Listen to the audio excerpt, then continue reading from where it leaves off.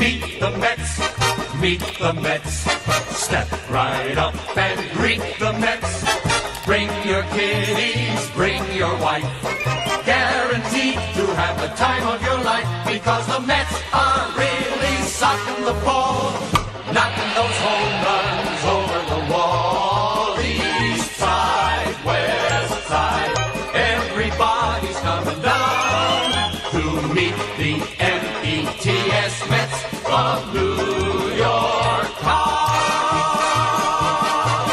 Oh, the butcher and the baker and the people on the streets, where do they go? To meet the Mets! Oh, they're hollering and cheering and they're jumping in their seats. Where do they go? To meet the Mets! All the fans are true to the orange and blue, so hurry up and come on down, 'cause we got ourselves a ball club, the Mets of New York town. Give 'em a yell! Give 'em a hand! And let 'em know you're rooting in the stand. Come on and meet the Mets. Meet the Mets. Step right up and greet the Mets. Bring your kiddies, bring your wife. Guaranteed to have the time of your life, because the Mets are really socking the ball, knocking those home runs over the wall. East side, west side, everybody's coming down to meet the METS Mets of New York town, of New York town. I swear that Meet the Mets song never gets old. I hear it every single day of every week for literally the past year since starting WardyNYM, and I still love it, and I will continue to. But with saying that, what's up, everybody? Welcome back to the channel. To all you Mets and overall baseball fans, we have a jam-packed live stream for you guys, and it's okay if you're watching this on replay. It's going to hold true as well for at least the next week, during this week, that being January 4th. I want to wish everyone a very happy new year, as I'm seeing in the chat. All you guys, thank you guys so much. Hope everyone had a very happy holidays. If you haven't been on the channel since then, happy new year. Now that we're in 2022, a lot needs to happen. This lockout needs to end, hopefully sooner than later, even though I do believe it's going to drag on a bit. But in tonight's live stream, we have a massive discussion. A lot of it that was supposed to be had last week got postponed to this week. It'll be myself along with a good friend who was on the channel a couple weeks ago in the latest Mets news and rumors live stream. That being Mets beat reporter Pat Ragazzo, the man who actually broke the Jeff McNeil news first regarding him potentially going on the trade block once the lockout is lifted. Pat will be on the stream around 20 minutes or so into the live stream. We have a lot to break down. The Mets have started their coaching staff outside of Buck Showalter. They made a new hire today for third base. We'll be getting into that shortly. A lot to go on regarding Max Scherzer and his comments they came out with recently on the players union side of things in the lockout and what they're exactly looking for and why they're at the standstill to this point. We'll be taking a look at pitching targets for the Mets, both starting pitching wise, bullpen wise, hearing Pat's thoughts, and so much more regarding the coaching staff and plenty more in general. So I want to shout out everyone first and foremost before I go any further. Thank you guys all so much for being here. If you're watching this live on replay, smash that like and subscribe button. Help us get to 100 likes, folks. We're trying to get a 300 by the end of the stream per usual. Help us get a 13K subs if you guys are looking for the best and most consistent Mets content here on YouTube. I see John. I see Kish, great member on the channel. Dolores, Al, Bronx, Heim, Brandon, Sergeant Gibby. IQ, how's it going, my man? Brennan, great friend and member on the channel. How are you? Will Maddox, Brandon, Buzz Talk, Joseph, William, great member on the channel. Insanity, great member on the channel. Steven, Gerald, Jose, Leon, Lethal, D. Cooper, going down the list further. John, Al, John again, a different John, DJ Hector, Felix, great member on the channel. Chalk, all you guys, thank you all so much for chiming in, folks.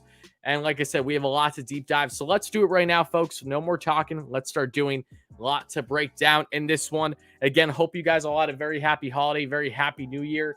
A lot to get into. And I saw it mentioned in the chat already. Yes, Ken Rosenthal, the top beat writer covering the MLB for MLB Network, was fired or at least parted ways with yesterday, that we saw in response to criticisms that he has had on Rob Manfred, the commissioner for the MLB. And this is something that was building up for a while. I've said plenty on Rob Manfred, so I'd like to just make this clear quick. By no means am I on Rob Manfred's side for quite literally anything. I think most baseball fans can agree. Ken, who has inspired, I would be completely lying if I said that Ken hasn't inspired me as being a baseball content career. Also, and I know this may seem funny to a lot of you guys, but because of his stature, I reference Ken Rosenthal a lot as a man that has went far above and beyond in the sports world, in baseball, especially being of smaller stature. I myself am not big. I'm like 5'5" on a good day. So me and Ken probably match up perfectly. I love his bow ties. I love everything about the man. He's done a great job covering the MLB, not just for MLB Network, but also through Fox Sports, The Athletic. So to see the MLB cut ties with him abruptly the way that they have, him really being in the crossfire, which is this lockout, and with the players union and the owners led by Rob Manfred being so stubborn on each side respectively, it really is unfortunate. And I know that Ken's going to continue to do great things through The Athletic, but for someone that is of his stature, that is, when you think of breaking news in baseball, you think of Ken Rosenthal. It's him and Jeff Passan, first and foremost. Those are always the first two names that naturally come to mind, because when they break news, you know that 9 out of 10 times at least, that's going to be accurate. Yes, us Mets fans know when things have been inaccurate in the past, over the past couple off seasons since Steve Cohen became owner, but outside of those anomalies, for the most part, Ken has been spot on. So wishing him the best. It's going to be curious to see what goes for him moving forward, if he just stays with The Athletic and Fox Sports, or if he does something beyond that. But yeah, I was taken back to see that news. I really, really was. And I will say that Ken Rosenthal has done a fantastic job for a bit now.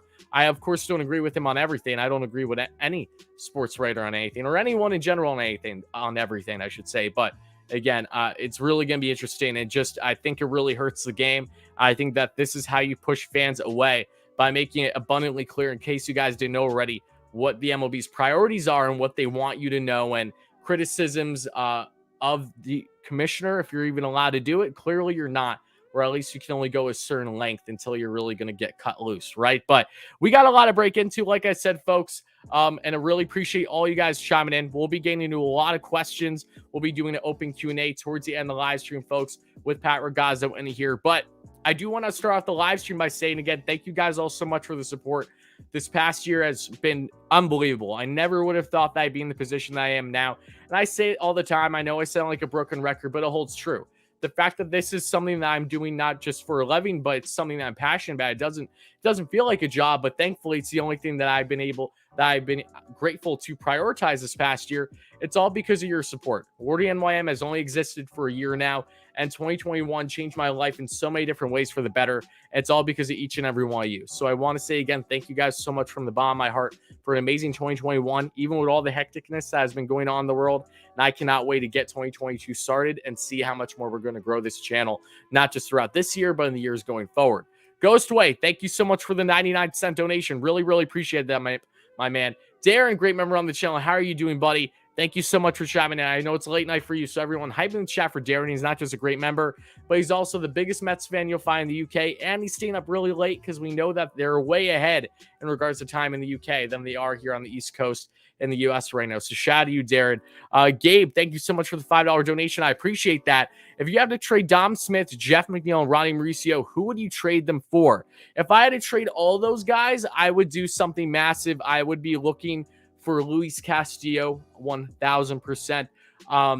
Other players that I would be willing, personally, if you're going in on someone like Jose Ramirez, but I feel that it will cost more than all those assets. I think it will cost more prospect capital. But yeah, Luis Castillo is probably the top of my list, just from those names that you threw out there. I think that those are all players that would bode the Reds well, especially with Joey Votto. How much more length does he have in his career? Dom Smith can potentially go over there at first, or could potentially be their DH if we get a universal DH. So yes, Luis Castillo is the first guy that comes to my mind. Thank you so much for the donation, Gabe. Really, really appreciate it. But guys, let's talk briefly before we get Pat in here in the live stream about the Mets getting a new hire today, folks. And when the report initially came out, it came out through a Hispanic reporter initially, and then it was translated by my good friend Joe DeMeo, who was on the channel not that long ago in one of our previous live streams. So shout out to Joe, just saying how, yes, the Mets are looking to finalize or in talks of a deal with previously third base coach for the Pittsburgh Pirates and currently free agent because he was done with them after the season. That being in Joey Cora. And when I saw that name Cora, because I'll be completely honest, I didn't have a background on the man until today, like many of you Mets fans. Joey Cora is, yes, the older brother of Alex Cora, the coveted manager for the Boston Red Sox. And Joey has many ties to the New York Mets. He previously worked in their farm system years ago, even tried for the managerial position for the Mets back a couple years ago, and was even in consideration for potentially the Mets bench job when Carlos Beltran was hired as the manager. So he's been connected to the Mets for a bit now, a name that I'm just starting to find out information on, but still very, very interesting to see what he's going to bring at the third base coach position for the Mets. And we'll be deep diving him further shortly once Pat Ragazzo gets in here, because he just came out with a great report on him. I want to let him run with that information. But also the Mets are already in talks and consideration regarding the bench coach position. Now, there are a lot of different bench coaches names that we're planning to discuss in this live stream that were more hypothetical than they were factual, just based on we haven't had any reports. But leading into the live stream in the hours that were ensuing up to this point, we have had reports. And when Mike Puma broke out the news about Joey Cora, we also did see that John Russell and Clayton, who was the first base coach for the Dodgers, who interviewed for the managerial position for the Mets. These are two names that are among consideration for the bench role, apparently. And John Russell, of course, spent a very long time as bench coach for the Baltimore Orioles during Buck Showalter's entire tenure there from 2011 to 2018 when he parted with them. But Clayton's really interesting as well because he's a very young mind. He's only been a first base coach for the Dodgers for a year. Previously that, as we discussed on the channel in the past, he was someone that was doing really well as a manager in the minor leagues. And I said this as well, and I'm pretty sure I said this in my last live stream with Joe DeMeo, whether it was a week or 2 weeks ago now, that he makes so much sense potentially of consideration as your bench coach, a young mind that could come in and basically be that next man up, the heir apparent, if you will, to someone like Buck Showalter when Buck's time in New York is done.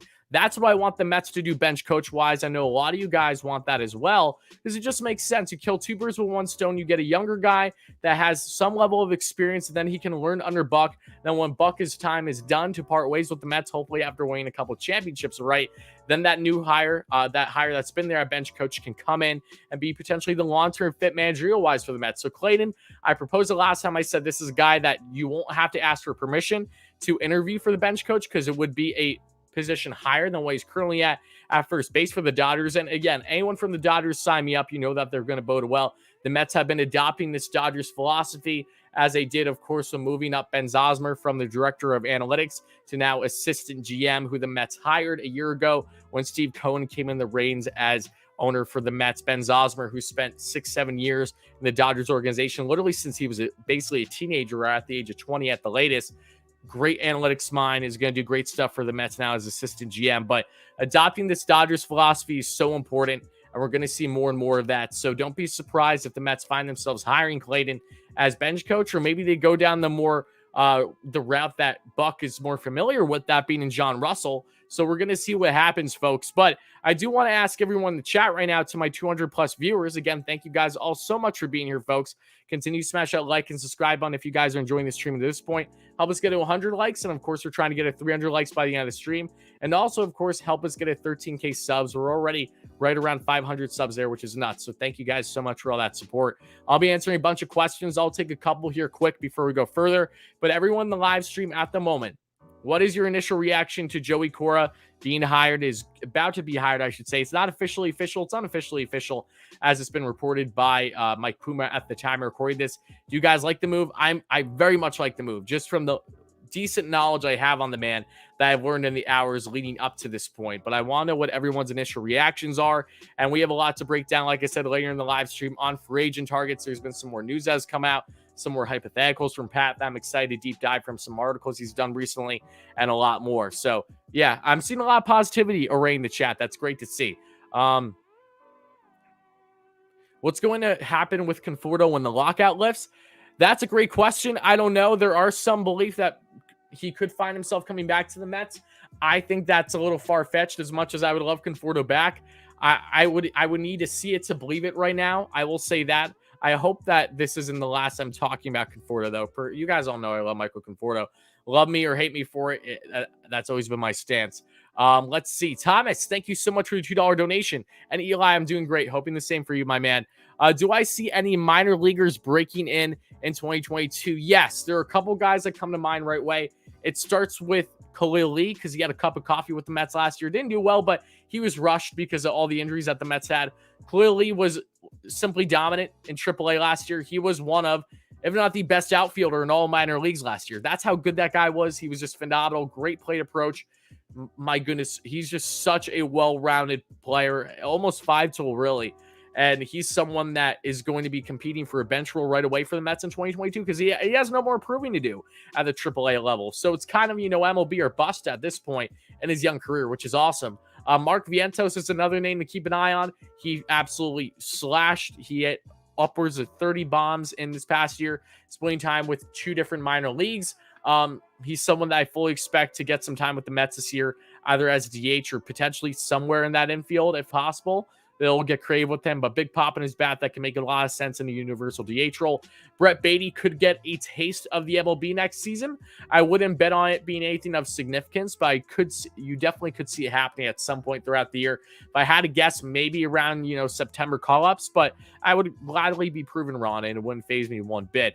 But yes, plenty of options with some youngsters. And pitching-wise, there's always going to be pitchers that are going to make their MLB debut for the Mets. Happens every single year. Who exactly that's going to be, I don't really know right now, but rest assured between inevitable injuries and just the turnout that the Mets will have, I fully expect some guys to make debuts coming out of either the bullpen, hopefully not rotation. Nothing against Tyler McGill's or David Pearson's, but I don't want to see another starter rushed to the bigs because of injuries. That obviously in itself is a big red flag.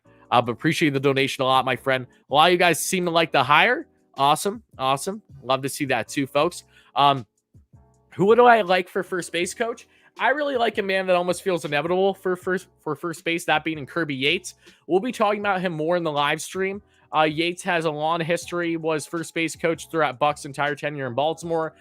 Is available now. He was with the Padres this past year for first base. Seems like a great personality.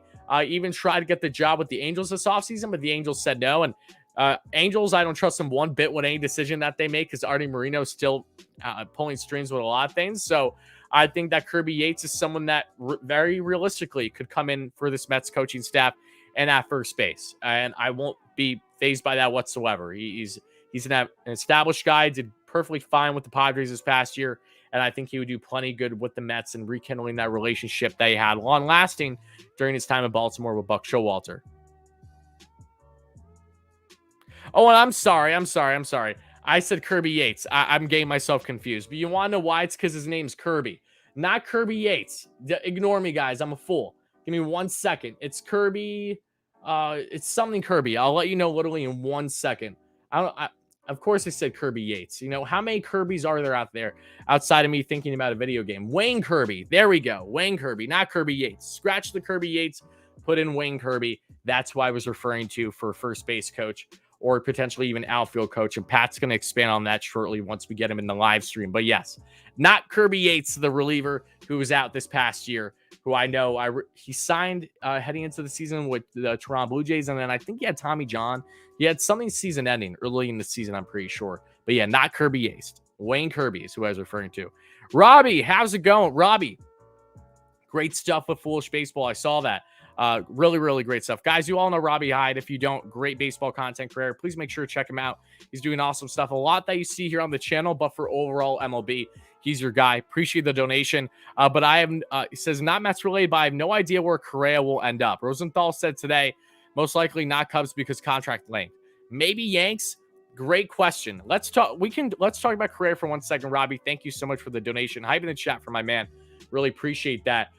He's a huge wild card to me because Detroit seemed like a fit. Then you saw reports that Detroit did not want to go long term, and that's why they got Javi Baez. I know that you have faith. I saw in a video or stream you did recently that you still think they could shift Baez a second. You can, but I just don't see Detroit doing that. I don't think that they're going to pony up the dough.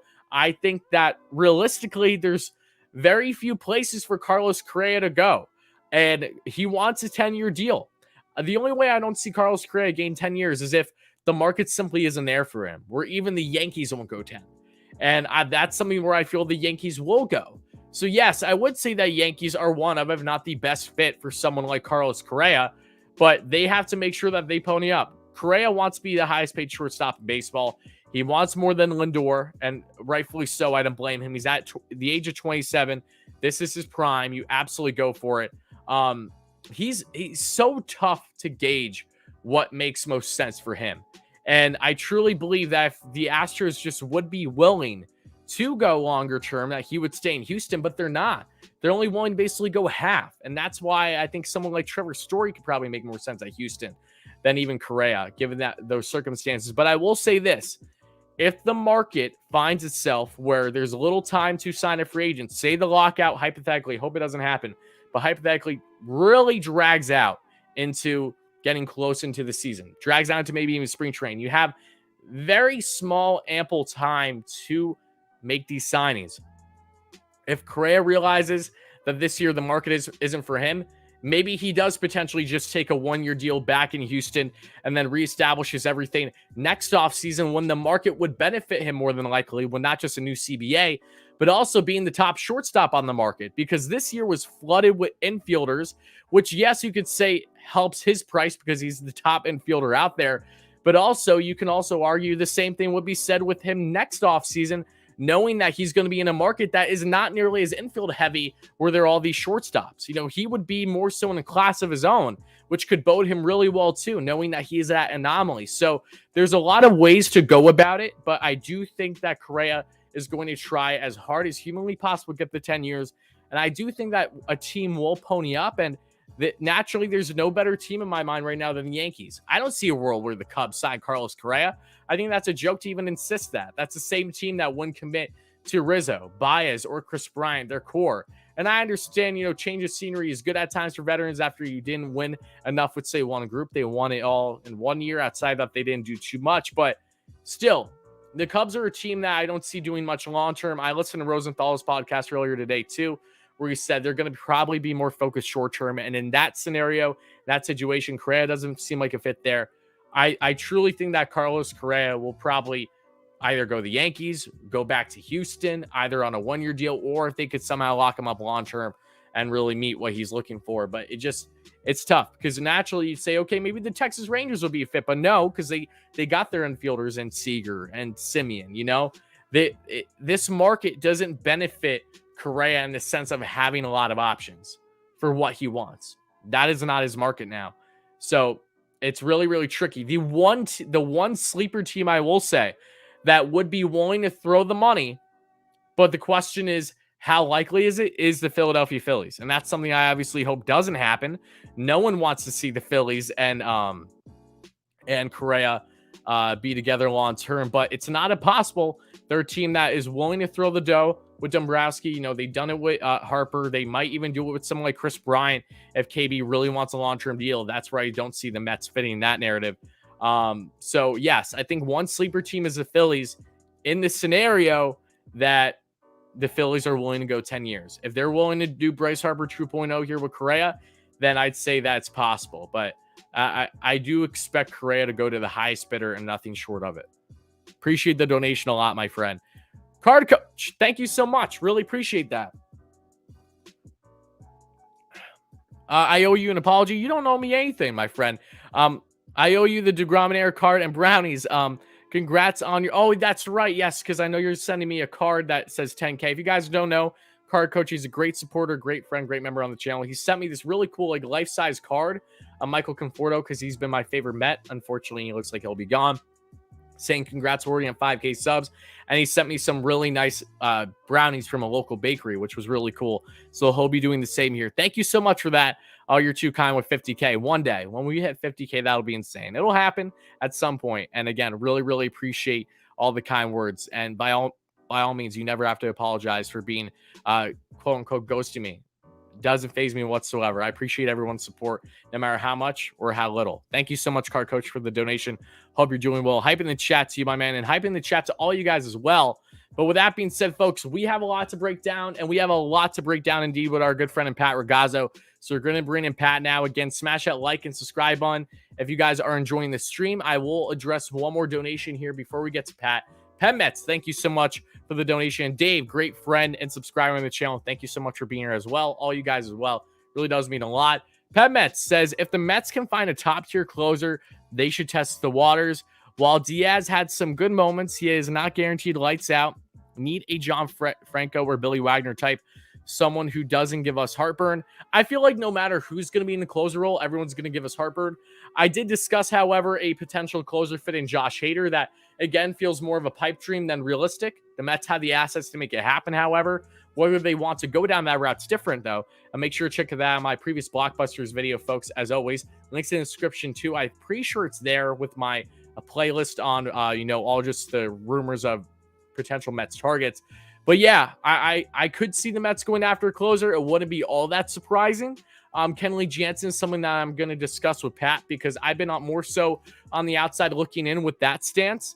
But I'm really curious to hear his views on it because I know that he has spoken highly of Jansen, and rightfully so. Jansen's been so clutch for so long, along with some other names. But again, appreciate the support, everybody. Thank you so much for the donation, Pet Mets. That means a lot. Matt Chapman or Kris Bryant for the Mets third base would be better fit. Better fit as is Kris Bryant if you can land him on the shorter term. If Kris Bryant wants a longer term deal, then Matt Chapman's your better fit. The reason why I say KB is really his versatility and his versatility alone. I just love the aspect of having someone that you don't need to keep solely at third base, where when Brett Baty's ready, you can have him in the corner outfields or potentially at a different infield position. If it wasn't for that versatility, I would not be nearly as much of a heavy advocate for Kris Bryant, who today is his 30th birthday. So shout out to KB, hopefully future New York Met. But for his versatility and his versatility alone, that is why I think he is such a big X factor over other players. And I discussed him further in yesterday's video on priorities for the Mets this offseason post-lockout. So make sure to check out that as well, folks, if you haven't. Let's see. Kyle, hope you feel better, my man. Appreciate you chiming in. Yeah, I know everyone's getting sick right now. It absolutely sucks, but really, really hope you feel better. Thank you for chiming in. Great member on the channel, that being Kyle. And now we're going to bring in Pat, folks.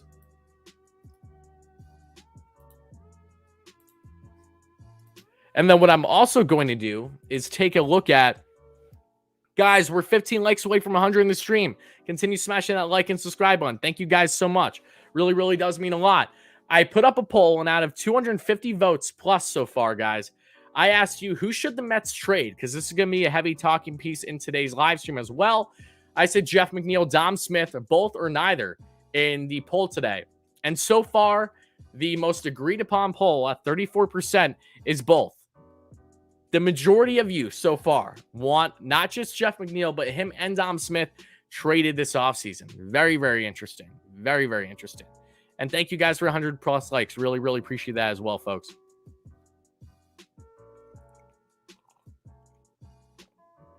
Am I going to spring train? I have hopes that I will. I have hope. It may happen. It may happen. It may happen with a group of fellow content creators too. So we'll see what comes of that. But yes, I know that a lot of you guys have been interested in regards to Jeff McNeil's future, as have I. I think rightfully so. And that's why I think it's so important to get our boy Pat in here for the man who broke the Jeff McNeil news himself just over the past 2 weeks. So I want to hear his stance on Jeff McNeil, his report, and also want to take a look at the MLB lockout stats because Max Scherzer came out with a lot of important comments recently. Originally reported yesterday and has been reaffirmed today. Scherzer had a lot to say regarding the players' stance on this lockout and some information more than I think what people realize regarding this holdup and the MLB stance, the players' union stance, and why it's so important to get a deal done and really whose side you should naturally be on. And I think it's almost universal that everyone's on the players' union side and for good reason, right? But like I said, we have a lot to get into on that front. We also have a lot to get into on potential pitching targets, both starting pitching, bullpen. We talked about a lot of them, but Pat has further thoughts on the matter and so much more.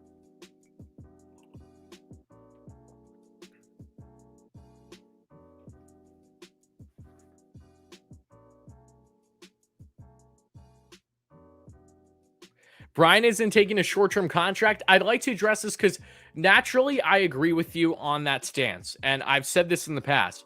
It would really surprise me if Kris Bryant took a shorter-term deal. But I will say it's not impossible, especially given a couple factors. And the lockout's a really big one. And I said this regarding Carlos Correa already in the stream.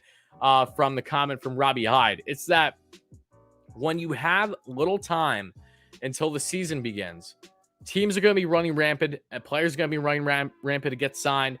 And Kris Bryant's someone that could very well be enticed by, say, 3-4 years at tops 5 if the Mets are willing to go there. Maybe even opt out in that deal at high AAV.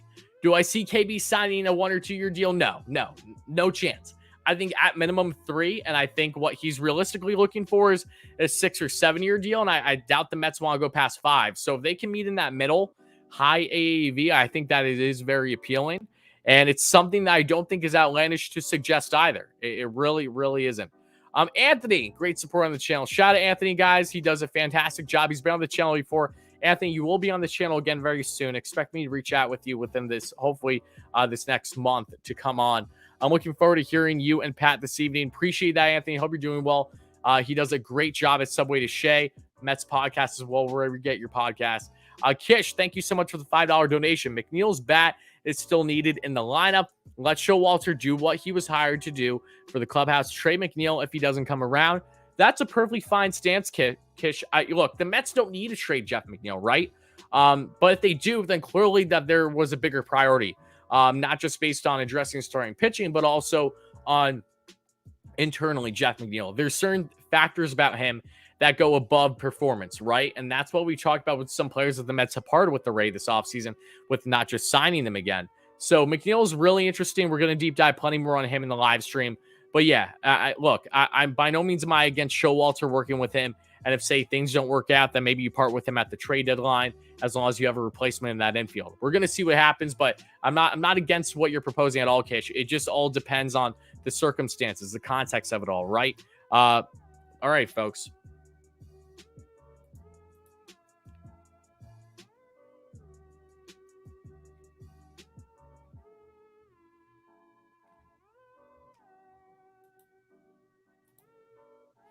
There we go. You hear me, Pat? I can hear you loud and clear. Awesome. Thanks so much for chiming in. How are you? I'm great. How are you doing? Thanks so much for having me again. Yeah, no, I'm doing great. I'm happy that we actually got some news to talk about today. It's more than just talking about in general what's been going on and kind of reiterating, a lot of the reports that we're going to be getting into that you've done of recent, that being the Jeff McNeil one, because I think that's important. So before we get to that, though, I want to say, what was your initial reaction today to seeing the news about the Mets hiring a third base coach? Yeah, so you hit it on the head. We finally do have some news amidst this lockout, which doesn't seem like it's any closer to ending, unfortunately. But, the Mets made a move today, hiring Joey Cora, I should say, Alex Cora's older brother, of course, to be their next third base coach. And he's been a name who's been around the game of baseball for a long time. He played 12 seasons in the MLB, and then he's been a third base coach and a bench coach, over the course of the last 15 years or so, around the game. So I like it, other than the fact that I heard that, some of the Pirates fans maybe were kind of, didn't love him during his time. He spent the last 5 seasons as Pittsburgh's third base coach, and he has a bit of a reputation for being a little over aggressive at third base and sending runners home. But that might be a good fit with the Mets, given that they have guys like Marte and Nimmo and Lindor at the top of the lineup who bring some speed. So, he's a veteran presence. He's a very knowledgeable figure in the game. And, obviously Showalter respects him, which is why him and Billy Epler brought him onto the staff. So, it is definitely interesting. And it's kind of one of the bigger names, I guess, that was available out there and kind of overlooked initially because you hadn't heard him linked to the Mets up until today. Yeah, I mean, it feels like Mets working in typical Mets fashion. Like, there's certain things that we can predict, that we'll report about, hypotheticals and things like that. But, even going on with, Billy Epler for a while, who would have expected that he would end up becoming the Mets' next GM? It's little things like that. But I will say, I wasn't aware on his attitude for aggressiveness. I think that's exactly what this team needs. When you just look on the forefront, for all of us, complain left and right about DiSarcina at third base, not just this past season, but, in a couple, just this past season, at least, because there were a lot of times where you felt that the Mets should have been at least more aggressive rounding third, and maybe times where they should have been standoffish. But us fans have witnessed, at least I know myself, where plenty of times, instances in 2021 where they really should have gone more going at rounding third. So I'm not against that as long as they don't take it too overboard. The Mets obviously have players that are willing to do that. I'm glad that you referenced Marte as well. Marquand is a very gritty player as well that isn't afraid to just throw himself out there and try to make something. And I think that's going to bode well for this team. And someone, I know he's no longer with the Mets, but obviously someone like Javi Baez would have thrived in that type of mentality too. So in general, it's cool to see that the Mets are bringing someone in with that reputation. As long as they don't go overboard, I think that's key. And I think we also should look at the context of what he did in Pittsburgh with the type of lineup that he was working with in Pittsburgh, the type of players that he was working with, and how he's going to transition and how the philosophy I expect is going to be a lot different when he comes to the Mets, not just with the overall feel of being a third base coach in Queens, but also with everything else he's working with all the information. And this isn't a slight on the Pirates, but you know, you'd have to be fool to suggest that they're working with the same type of information. The Mets have the money to work with to make as much things available to the team and the coaching staff as possible. So I think that's going to bode him really, really well. But I also wanted to touch on for everyone that's just chiming in the live stream, folks. Again, if you guys don't know Pat, he's been on the live stream a couple live streams ago over the past couple weeks.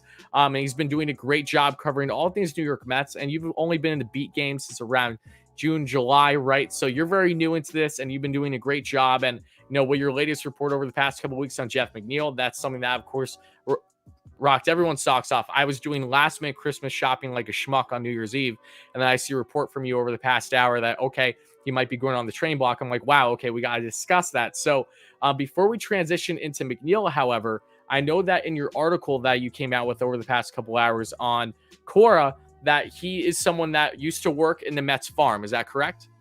Yes, actually, upon retirement, he spent 3 seasons managing in the Mets minor league system. And interestingly enough, he actually interviewed for the Mets managerial vacancy back in 2017 after the Mets parted ways with Terry Collins. And then also in 2019, he was one of the leading candidates to take over as Beltran's bench coach. But then, of course, Beltran was fired, you know, not long after that. So due to the sign stealing scandal. So, yeah, Joey Cora does have some connection with the Mets. I've yet to discover what his connection with Buck Showalter is, but Showalter was quoted a few weeks ago saying that he's not just looking to bring on friends or, you know, people he's worked with in the past. He's looking to find the best baseball people, and that's who he wants to work with, you know, in Queens. And I think that's the best way to go about it. Yeah, I'm glad you brought that up too, because when I was thinking about what are potential fits for him, and some may hold true, because we have seen reports originally from Mike Puma that the names of consideration for bench coach include the former longtime bench coach with Buck, that being in John Russell. And then you have the newer name, which I actually proposed a couple live streams ago, how I really felt like Clayton, the first base coach for the Dodgers, makes a lot of sense if the Mets are trying to go for someone that was, one, in the managerial process, but two, is very young, has managerial experience in the minors, first base coach for the first time this past year in LA, and would come in and be that heir apparent to Buck, if you will, once Buck's time is done. I really want the Mets to go down that route. Bench coach wise, it's okay if they don't, but if you can kill two birds with one stone and kind of have someone be, groomed a bit by someone like Buck, I think that's only going to bode you well to have success for potentially a long-term fit. That's why Joe Espada, Matt Cottrero, I would love them as bench coach for the Mets right now, but ideally just not going to happen for where they are in their careers, and lateral moves just don't make sense. But Clayton is a different story, someone that you don't need to ask permission for to obviously having that hire, because he's at first base to go to bench coach as a promotion. So what's your take on not just Joey Cora as a whole and what he's going to potentially bring the Mets, but also what is next for the Mets and this coaching staff? What's your initial reaction to someone like John Russell or Clayton, who I'm not even going to try to pronounce his last name? So if you can do it better than I can, by all means, go ahead.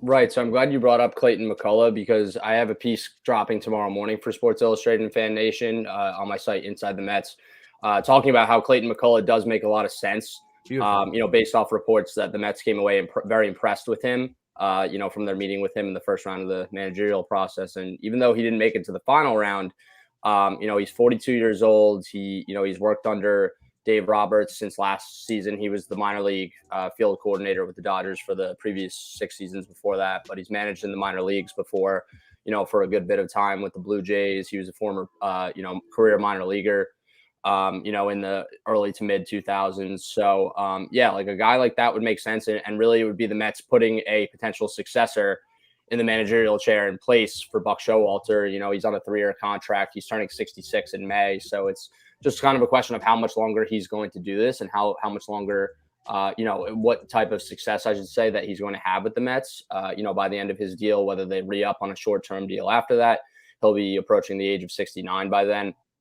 And really just for McCullough, it'd be, gaining valuable experience working under Showalter, who's one of the brightest, figures in the game of baseball and has been over the past 3 decades. So, I think that a move like this for McCullough would make a lot of sense, and for the Mets, because that would be their their guy who they'd be grooming in place to potentially take over in the future for a guy like Showalter. And also keep in mind Ben Zausmer, who just got promoted to assistant GM, the third assistant GM that the Mets currently have alongside Ian Levin and Bryn Alderson. Zausmer spent 6 seasons with the Dodgers, heading out their analytics department, while Clayton McCullough was, in their organization as the minor league field coordinator. So there is some familiarity there.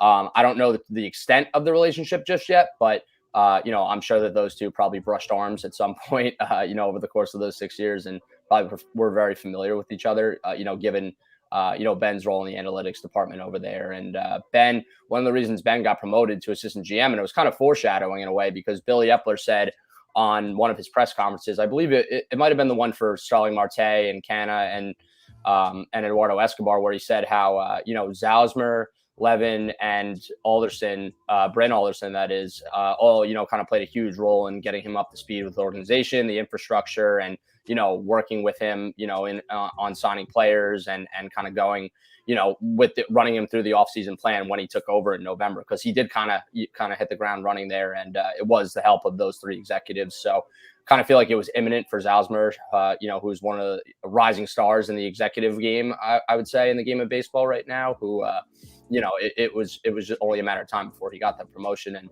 rightfully so. Epler obviously, feels highly enough of him to give him that promotion almost right away from taking over as the Mets GM spot. So again, Zausmer and McCullough, I guess that relationship, and McCullough's time with the Dodgers is something to watch there. And while McCullough is not going to take a lateral move to come be the first base coach, which the Mets also need to fill, bench coach, I feel like would be the perfect step up for him. And, given he'd get to learn under Showalter and potentially take over somewhere down the road, as long as the Mets are interested and serious and wind up, offering him the job, then it kind of seems like the perfect fit. And John Russell, too, is another name who I've mentioned after the Mets wound up hiring Showalter. I mean, Russell was the bench coach from 2011 to 2018 in Baltimore under Showalter. And since leaving Baltimore, since the whole staff left Baltimore after the 2018 season, Russell's been working as the technical director at IMG Academy in Bradenton, Florida, which is like an esteemed private high school for, athletes across the country. I had a kid from my town in North Jersey go down there to play football. Like, they just breed, top tier athletes in Division I, baseball players, football players, basketball players, whatever it may be. So that's where Russell's been and where he currently resides. And he's 60 years old. So yeah, it's a possibility that there's, they could reunite, or he could reunite with Showalter in Queens. But at the same time, as Showalter did say, he's not just looking to hire friends and familiar faces. He does want the best people. And again, like I said, I think McCullough would be the best fit in that sense. And we heard a lot of, Mets fans talking about how they wanted Espada or Quacharo to be the bench coach. And I think we talked about it last time, that that's just not realistic, considering, that it would be a lateral move for them. And well, Quacharo, it's not, he's not most likely not going to take over for Kevin Cash, who's still a young man himself. I believe he's 48 years old. And he's back-to-back manager of the year, correct? Yeah, exactly. And he brought them to a pennant, and they've been, one of the best teams in the American League for the last few years, operating with, a low payroll and shipping off some of their talented guys and developing new ones like Wander Franco and other names. So, Quacharo probably will get a managerial job, but likely elsewhere than Tampa. But when you look at Espada is pretty much ready to, take over for Dusty Baker, it seems like. And that's probably what's going to happen in the next couple of years, because Dusty Baker obviously is up there in age. So, again, those two names obviously wouldn't come here, but Clayton McCullough definitely is a realistic possibility. A lot to unravel here. I want to talk about with Clayton for a sec, but before I do, I just want to shout out everyone so much for chiming in the live stream. If you guys are here at this point, thank you guys so much. Help us try to get a 300 likes by the end of the stream. As always, help us get a 13K subs for the next short-term goal. And please make sure to check out Pat. All links are in the description, folks. If you guys don't know about Pat Ragazzo, does a great job on the beat for the Mets. Has all these, he's posting everything, breaking news, including the Jeff McNeil news that we'll be getting into in a second. And also shout out to Manny, great member on the channel, for the $10 donation. Thank you so much for that, my friend. LFGM to you too. Shout out to Thomas, Phil, great members on the channel, and everyone else chiming in. But talking about Clayton and Ben Zosmer, that's a great point you brought up, because my thought process was when the Mets brought in Clayton, because he was kind of a last minute interview because of Don Kelly withdrawing for personal reasons, whatever that was. Hopefully everything's fine on his end. But when that happened, something told me that, one, it just made sense because it's someone in the Dodgers organization. The Mets are continuing to try to adopt that philosophy. But two, it also told me that when I looked at his resume, being young and also being someone that doesn't have nearly the same as experience as everyone else, that maybe the Mets are doing that interview with him as potentially really for bench coach array, to get a feel for him, to see how he would do overall in the Mets coaching staff. Maybe not so much manager, but want to feel him out so they already have a taste of what they could expect from him before going into maybe things completely raw without having any previous knowledge besides what they look up on him. And Zosmer might have been that X factor, that guy to advocate for him and saying, hey, you should do an interview with him.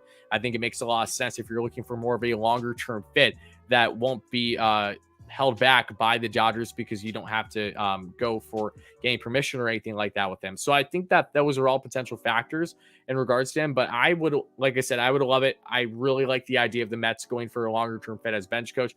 We'll see if it happens. By no means am I going to scoff at the idea of John Russell coming in as bench coach or potentially anyone else. I know that I've talked about hypothetically, so have you, with Carlos Beltran. It seems like until proven otherwise, that just is a pipe dream. It's just not going to happen right now. And I think it says more so about where the Mets just currently are as a team and where Beltran currently is. It's someone that you could advocate for potentially still being bench coach to learn from Buck. It makes a lot of sense, but at the same time, there's just been no connections outside of hypotheticals at this point. So would you say that Carlos Beltran to this point is rather far-fetched in coming in the Mets coaching staff at any point? Because that's kind of the idea that I've been getting, especially after seeing the reports that we've seen transpire today. I think Beltran is far-fetched at the moment to join the coaching staff, but I could definitely see him potentially joining the organization as a special advisor to the general manager in the front office, which is the role he served in the year after he retired, when he joined the Yankees front office, in that role, and was an advisor, a special assistant to Brian Cashman. And, Steve Cohen was enamored by the Beltran hire a couple of years ago when he was, only owned a small stake in the Mets at the time. And, potentially, I guess it could happen somewhere down the road. Right now, it doesn't seem like Beltran's going to be on the coaching staff. But, yeah, I think something to watch would be potentially seeing him at least join the front office if they do wind up, pursuing him this offseason. And one more note about McCullough, actually, because I was reminded of it when you were just talking about him. But the Dodgers, talking about a younger bench coach, but we've heard also in the last few weeks that the Mets could be pursuing not only a younger bench coach, but a more analytically driven one. And Clayton McCullough has worked in the Dodgers organization since 2015. And the Dodgers were the model that the Mets have been, kind of taking after and building out their analytics department. So the Dodgers obviously utilize analytics a ton.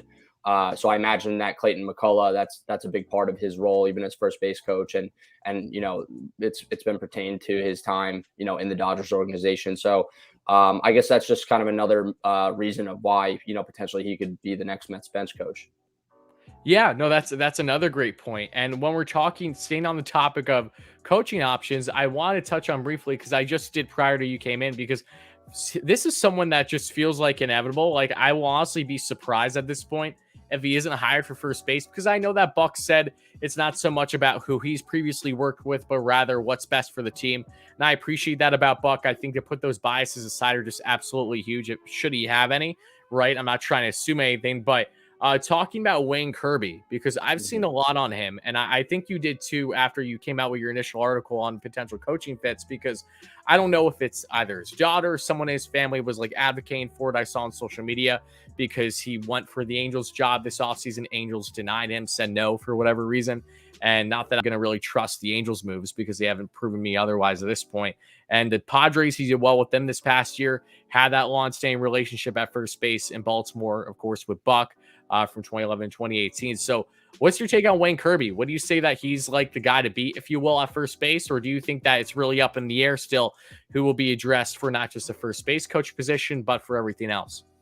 Well, Wayne Kirby certainly would fit, and he's a guy who I mentioned, in the past when looking at potential coaching staff options for Buck Showalter. And, he was Buck's first base coach and outfield coach in Baltimore. He was on Jace Tingler's staff the last couple of years in San Diego, and of course was let go among Tingler and the rest of the coaching staff. I think only Ryan Flaherty and a few others were kept on, but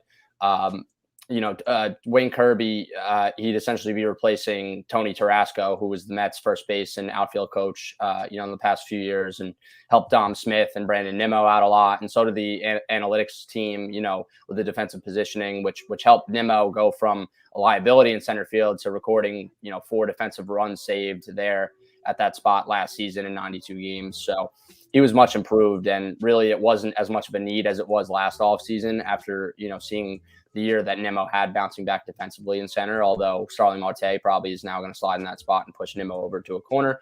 But Wayne Kirby is definitely a name to watch, but at the same time, now that Joey Cora is the next third base coach, or about to be the next third base coach of the Mets, Brian Butterfield still is a name, I guess, who I like at least to potentially become the next first base coach, just because he has a long-standing relationship with Buck Showalter. He has a reputation as being one of the best infield coaches in the game, which would help out Jeff McNeil tremendously at second base. I know McNeil, reportedly bucked some of the defensive positioning, guidances last year, the newfound philosophy, which did help improve the Mets defense. But, overall, if the Mets are going to roll into next season with McNeil as their everyday second baseman, I think a guy like Butterfield, would work wonders for McNeil.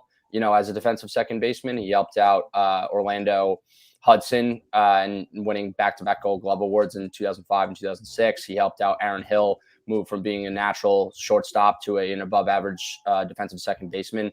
And just the fact that he does have experience as a first base coach. He was Buck Showalter's first base coach, I believe, from 1994 to 95. And then he served as a third base coach with Buck, for all 3 seasons when he was with the Diamondbacks. And then also was the third base coach for a number of years, for some other teams, and also has some bench coach experience as well. And while I don't really see him, looking as a potential bench coach option, I think first base and potentially infield coach could be a fit there with the Mets. I'm glad that you brought up Jeff McNeil and that factor too, because he's the hot topic, or at least what has been the hot topic, right? Because there has been a lot of info going on over these past couple of weeks, but 2, I think it's important. Let's pivot to him because the coaching staff, Butterfield's really interesting. I'm curious to see if the Mets do go down that route with at least someone that has that long-lasting relationship with Buck.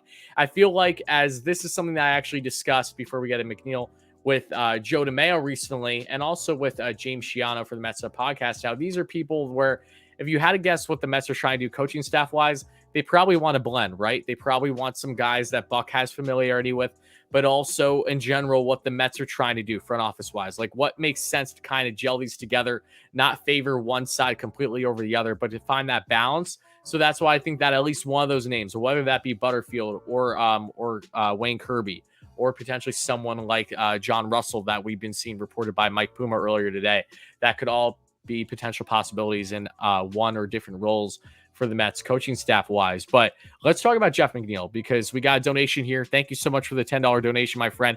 Get Jeff out of here. The Mets can get better, can get more for him, I should say, than Dom Smith. That is true. I put up a poll actually in the live stream, and thank you again for the donation by asking everybody, who should the Mets trade? And I said Jeff McNeil, Dom Smith, both or neither. And so far, 30% by just a little bit, 30% want both to be dealt. So before we get on to both of them, what is your take on Jeff McNeil? What is originally the build up to the report that you had that he may very well be put on the trade block and for starting pitching help as the Mets are looking for? Was this something that took a while to build up and for you to come out with this piece? Or was this kind of news that you kind of found out rather abruptly and like, okay, I have to report this right away? Like, let me know what that entire process was like, if you don't mind sharing. And then, of course, your initial reaction to it all.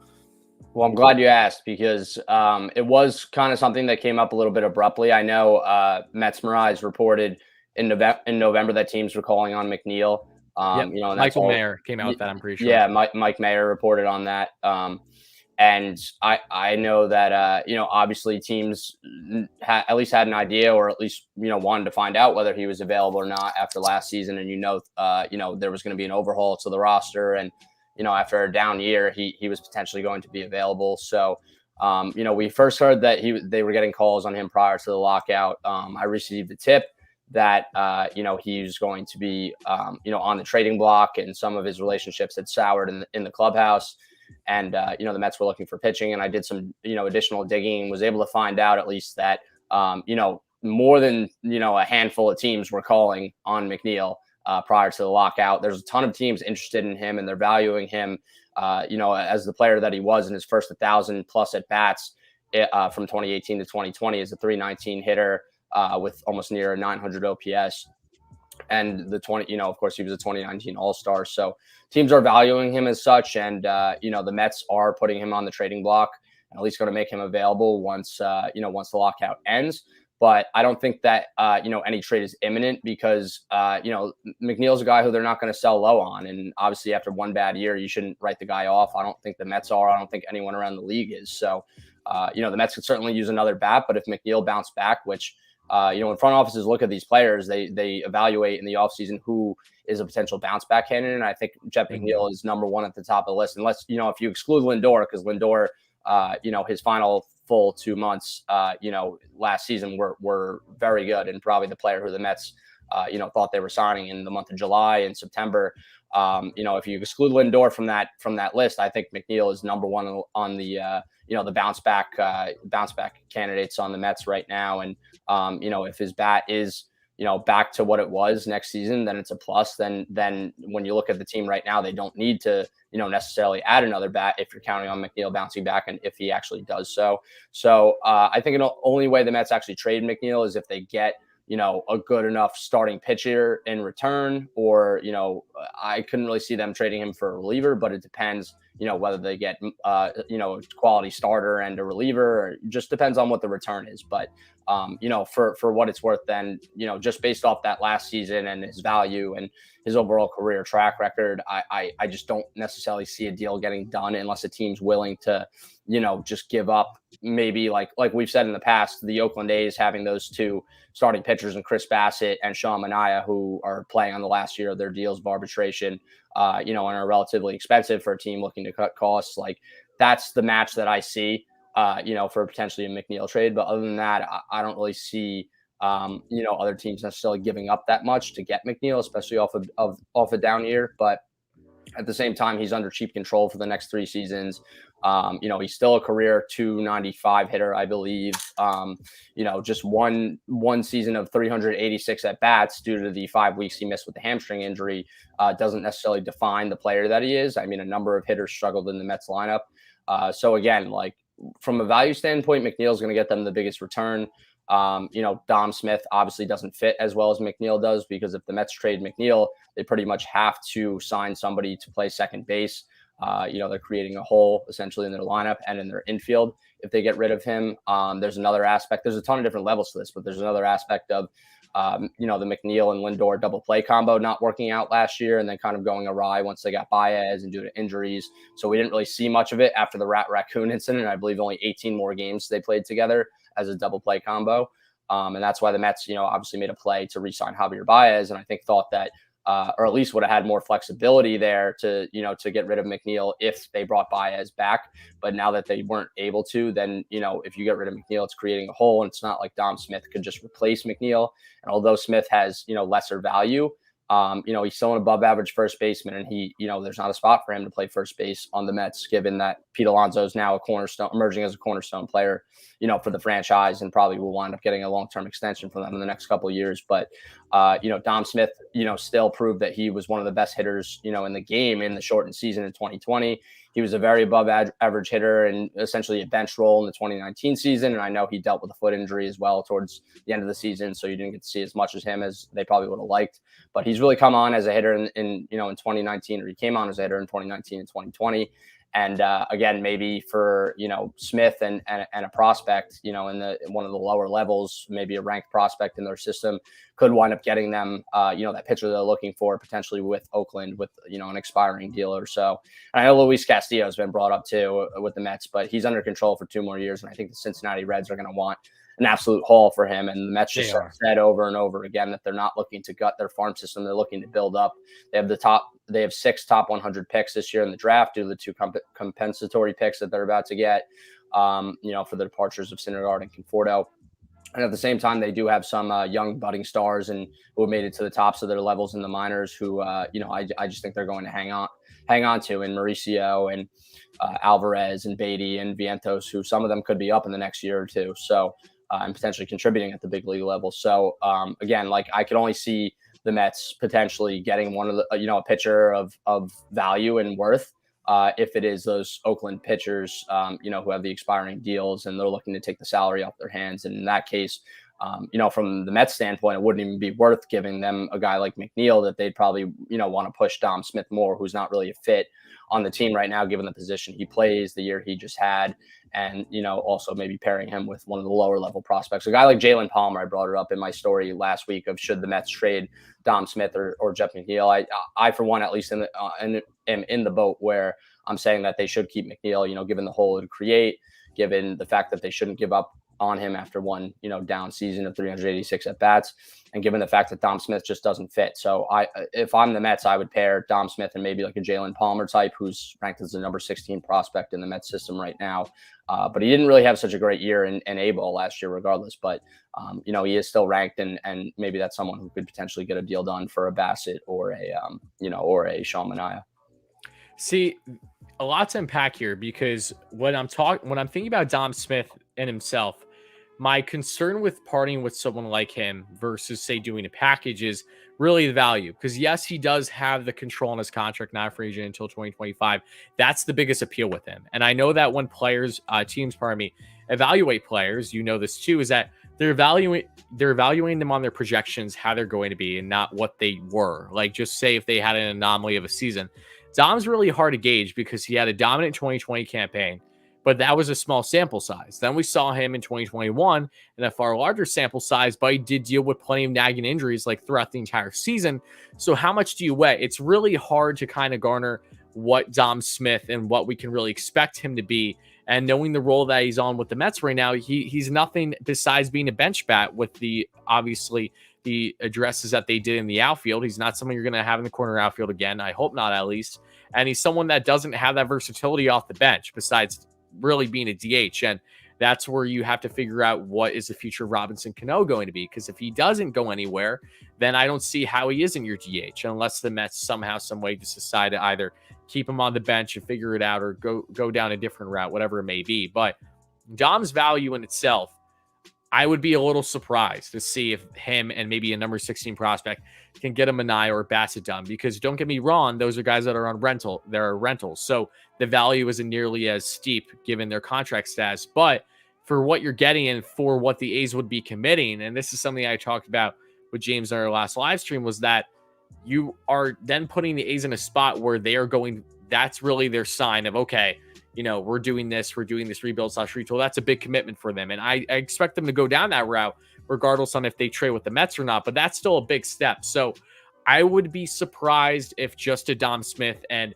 a mid-level prospect for the Mets gets the Mets one of those starters that would easily come in and be that number 3 wholeheartedly. A Manaea, I know that you've advocated for, so have I. I think he just makes the absolute most sense, if not close to. Chris Bassett, I think, is honestly, if not as good of an option, very much close to. And I think that you'd bring plenty and has more longevity than I think people realize for a 32, 33-year-old, because he's only been a full-fledged starter since 2019. I think people seem to forget that about him. He doesn't have nearly as much work on his arm as you'd expect from a starter at his age. Kind of like a guy that will continue to blossom as he gets older, like a DeGrom, for instance, who's Jake, of course, wasn't even a pitcher for a while in his young career. So to go back to Dom, his value, in my personal opinion, makes the most sense if you package him, because then you can get the most asset-wise, right? Whether you say go for a pitcher from the A's, maybe you even go for a Matt Chapman too, or if you're going all in on a Luis Castillo, yes, he's going to cost you a lot, but I propose something, and let me know what your stance is on this, like a Luis Castillo, maybe a Luis Cessa, so you kill 2 birds with one stone. You're looking at Jeff McNeil. You're looking at potentially David Pearson partnering with a young pitcher for the Mets. Then you're also looking at a Ronnie Mauricio type and one other prospect too, whether that be a Robert Dominguez, who I think is number 10 for the Mets right now, according to Joe DeMayo and others. So what's your take on that potential proposal, just value-wise? Are you in similar agreement, or do you think that I'm personally far off? And Jeff McNeil as a whole, going back to him real quick, how much information have you heard about exactly what is the extent of the locker room status with him? because I know that you said how there are multiple players that felt that things have soured with them.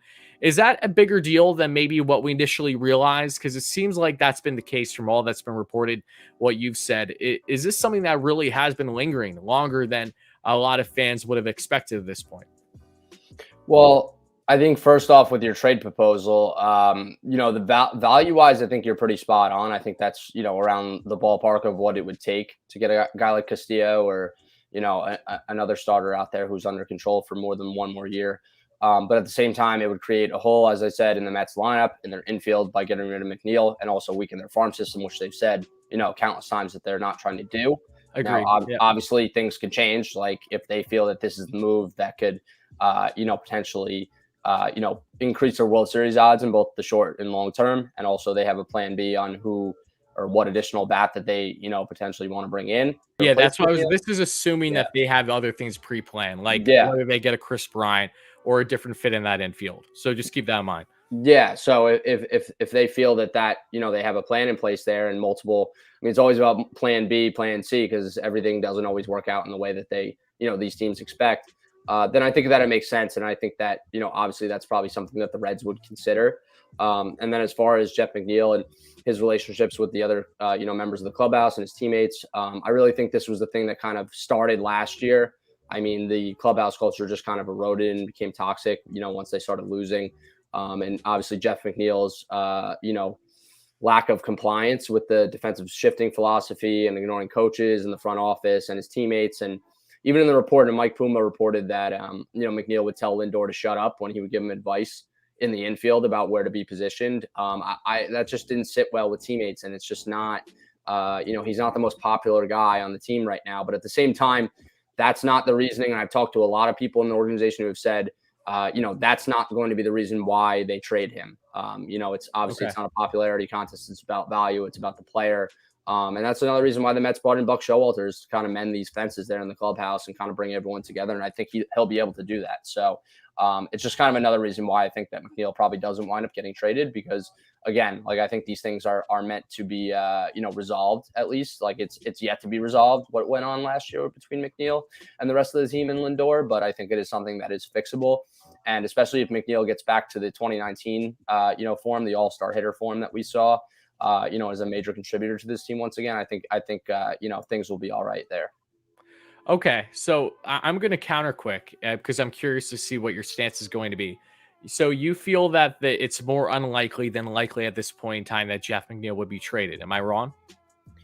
That's just my gut at the moment. I mean, we are in a lockout where not much is happening. Oh yeah, for sure. Yeah, coaching. Yeah, other than coaching, moves and managerial hires. But I mean, from looking at the bigger picture and looking at the Mets' current team in 2022, right now, unless the Mets can get a top tier number 3 starter in the rotation, it doesn't make sense to get rid of McNeil unless they're willing to sign Kris Bryant or Trevor Story, because other than that, there really is no replaceable options out there for McNeil unless they get someone in a trade. And then that would just involve a huge blockbuster package, which again, I don't think the Mets are going to be involved in this year. And at the same time, like obviously they have Brett Beatty coming up and they have Mark Vientos, who probably should be up, at some point next year, depending on how he does in AAA in the early part of the season. But you just can't count on those guys when you're thinking about the team next year. And, obviously they would, once they come up, they would move Eduardo Escobar to second base, who has said his preference is to play third. But he obviously does have a vast experience playing second. And he's known as a good clubhouse guy. But yes, I guess from today, as we're looking at it now, it's just probably more unlikely than likely that the Mets trade McNeil. But at the same time, they have gotten a lot of interest and will continue to get a lot of interest from other teams once this lockout is over. So, honestly, anything can happen, and your guess is as good as mine. Okay, see, I'm glad you brought up Kris Bryant, Trevor Story, because I know that you mentioned them before. I know we talked about Trevor Story a little bit a couple of days ago, because he's an interesting idea. But the point I'm about to make is that, one, for this information to kind of come out and for you to be able to go the lengths of obviously reporting that he's expected to go on the trading block, from a fan standpoint like mine and a lot of other people agree, is that if something is going to be quote unquote not leaked, but to come out like this, even during the lockout, gives me the idea that, okay, that the Mets are very much willing to part with Jeff. And as long as, of course, they get the right price of what they're looking for, they'll make it happen. Now, naturally, what their price is, if they're setting it to the standard that it needs to be a top full-fledged starter, that would be number 3 for the Mets right away. Can maybe even be a little higher for opposing rotations because not every team has, Jacob deGrom, Max Scherzer, obviously. That's understandable. But adding that with also the fact of the Kris Bryant factor, because as you know, the Mets did show interest in KB prior to the lockout. And in a scenario, speaking hypothetically right now, where the Mets did land Kris Bryant, then your infield at that point is a little shaky because Eduardo Escobar you just signed, and he profiles as your third base option right now, right? Are the Mets going to go the lengths of having Eduardo Escobar, who had 30-plus home runs, 90 RBIs last season, to come on the bench as your utility guy? Because he doesn't really profile as a DH, just given the status of the Mets roster. And Cano's that biggest reason as to why. If it wasn't for him, I think it's a completely different discussion. So would you say that Kris Bryant factor, especially showing interest in him, we'll see exactly how much level there is post-lockout as well, very well could be telling that, yes, the Mets have been contemplating what their infield future is going to look like, because we all know that they're looking for potentially another bat, and not just another bat, but infield just makes more sense right now than anything else, given that they basically set their entire outfield with Mark Canha, Starling Marte during the offseason already. Well, I do think if they go after Bryant and wind up signing him to a long-term deal, I think more likely than Eduardo Escobar going to the bench, which I don't see happening. I think they're, factoring him in as one of their main bats this year, being a major contributor. And Billy Epler even said it too, before the lockout, that, no matter where Eduardo Escobar plays, he's going to get a ton of at-bats for them next season. I could honestly see Mark Canha probably going to the bench and Kris Bryant potentially playing right field if that were the case. And especially if they do, intend on keeping McNeil and they have Eduardo Escobar who prefers third, for now, I do think that Kris Bryant would probably fit better as a right fielder. And say they get rid of McNeil and they sign Bryant, then maybe Bryant plays third and Eduardo Escobar plays second, and then Canha and right. But at the same time, again, I just I don't love the fit defensively with Bryant, even though he does play all 3 outfield spots and he plays third base, but he's not necessarily known for his defense. Oh, he's not. I don't blame him though for playing 5 positions last year though. It's to play devil's advocate here. That's always been my stance. Like if he's been just at third base this past year and had the same numbers, I think that would be a lot more concerning than what he did. Yeah, no, I agree with that. But in a way, I guess he does fit in right field. He fits at third base. But, by bringing in Bryant, and I was saying, I think previously I might have said it on the last time I was on the show, but Trevor Story, his projection, potentially being a second baseman due to some elbow strain issues the last few years. If he comes in and he's your second base, the future, or potentially signing on a short-term deal, high AAV, then that would be, more so your Jeff McNeil replacement there at second. Keep Eduardo Escobar at third and keep Canha and right. Yeah, no, Trevor Story's a really, really interesting piece. And he's someone that doesn't feel like a likelihood for the sole purpose, in my opinion, of the Houston Astros. I think if the Astros had Correa locked down right now, it's a completely different discussion. Even the Yankees, I understand that they're looking for, a long-term shortstop fit. And I know that Trevor Story would fit that mold. So he does make sense there too. But if the Astros weren't a factor, I would say that, yeah, Trevor Story makes a lot more sense. And I don't think he's impossible right now. And I do like the profile of him at second base. I think that's going to bode him well. And something that's very interesting about Story that I will probably touch on in a future video because I plan to discuss him is that if you look at his OAA outs above average this year, he was piss poor. He was like, 4th percentile. Last season, however, he was in the top 90s. Year before that, it was same thing, really low, like within, I think he was, within the top 10. And then prior to that, he was almost like 99th. So I'm not sure exactly what's been going on with Story. Do you have any more information to elaborate on that than what I know at this point? Because it just, when you look at his positioning, he was a great defensive player this year, but it's just so bizarre to see how his OAA is drastically changing up and down, like a roller coaster that you normally see from a lot of relievers' ERAs. Yeah, I mean, that's definitely an interesting find that you got there. I mean, I don't have an answer for it. I mean, he has been, from a defensive run standpoint, he has been one of the top defensive shortstops in the league since he came into, made his debut in 2016. And I guess it's something that, maybe teams are probably looking at, since that's OAA is such a big stat now when looking at players and grading them defensively. But at the same time, like, he's only played shortstop in his career, and a lot of teams have been interested in him. The Mariners, I believe the Astros, the Red Sox, Yankees showed a little bit of interest in him, and they are having it in mind that he could play second base, potentially third base. Obviously, if those elbow strains are a real concern, third base isn't the best option for him either. But Correct. Given his overall defensive track record at short, I think that he would translate nicely over to the second base position. Regardless of his OAA kind of fluctuating from year to year. But that is definitely an interesting note that you got there. That's something I guess that we could probably look more into in the future. Yeah, I have to deep dive it more because I know that OAA doesn't stand for everything regarding you defensively, but I know that he still had a great year. So it's just bizarre. I'm going to have to do some more research too before I discuss him in a separate video, because I do plan on talking about him as a potential fit. And that one X factor that we know with Steve Cohen is that really nothing is impossible in the sense of if we're focusing things on the shorter term. If a player is willing to kind of go all in right now, which we could see with one of him or Kris Bryant, high AAV, there's no other team that can compete. If Steve Cohen and Billy Epler are determined to get a guy on, say, let's just talk hypothetically a 3-year deal, right? There really isn't anyone else that I could see even coming remotely close in the ballpark to the Mets, as long as they are determined. And whether the Mets are determined or not, that's a different discussion. We'll see exactly what their emphasis on once the lockout is lifted. But before we go further, I do want to address a couple donations, and then I want to ask about really pitching targets, right, beyond the Oakland A's, and also relievers, because I know that you came out with a piece recently on some bullpen fits. I think you and I are on the same stance with most of them, but I really want to know your take, especially on a closer fit outside of Edwin Diaz. But I do see $3 donation. Thank you so much for that, Sam. It says, why can't Escobar play second base? It's not. I don't think he can. I would like to make that clear. I think Escobar can be perfectly fine at second base, but the Mets aren't going to put him there unless they don't have Jeff McNeil, ideally, right? I think you can agree with that one.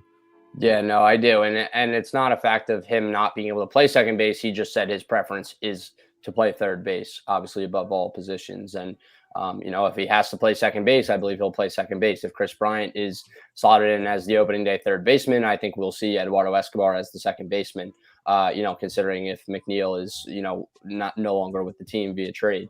So, yeah, I don't think it's anything to be concerned about. I mean, he has played second base over the course of his career. He's just third base is where he's most comfortable. Yep. No, I agree with you on that one too. Kevin, thank you so much for the $5 donation. He says, this old man really enjoys your chat. Keep up the great work you're doing. Oh, thank you, Kevin. I appreciate that. Shout out to you, my friend. Insanity, $2 donation. SNY was wishing future Met Kris Bryant happy birthday today. I did see that. Yes, that was. I will say it is a little funny to see like the main accounts like for the New York Mets going out of their way talking about a free agent that isn't even like with the team. That's why it has always felt like the stars have aligned with Kris Bryant for more reasons than one. And the heavy adamancy by the media and by everyone advocating that, he just makes endless sense of the world. And I've attested that. I've been one of those people that has heavily been in on him, not for his defense. I agree with you on that one. He's not someone that I'm looking at and he's going to be a Gold Glove at third base. The Mets are prioritizing defense in this infield. Then one, they're not even going to sniff the idea of him. I don't expect them to, at least. And two, they very well could go after a different third base option should they wish, that be Matt Chapman, because that's your defensive fit. And there's no one better that's available right now trade-wise, and that profiles in a potentially bigger deal that the Mets could do if they're trying to kill two birds with one stone. But to get on now and regarding pitching targets, what are some other starters that you think are not just maybe the best fit, but realistic for the Mets for what they're looking for right now?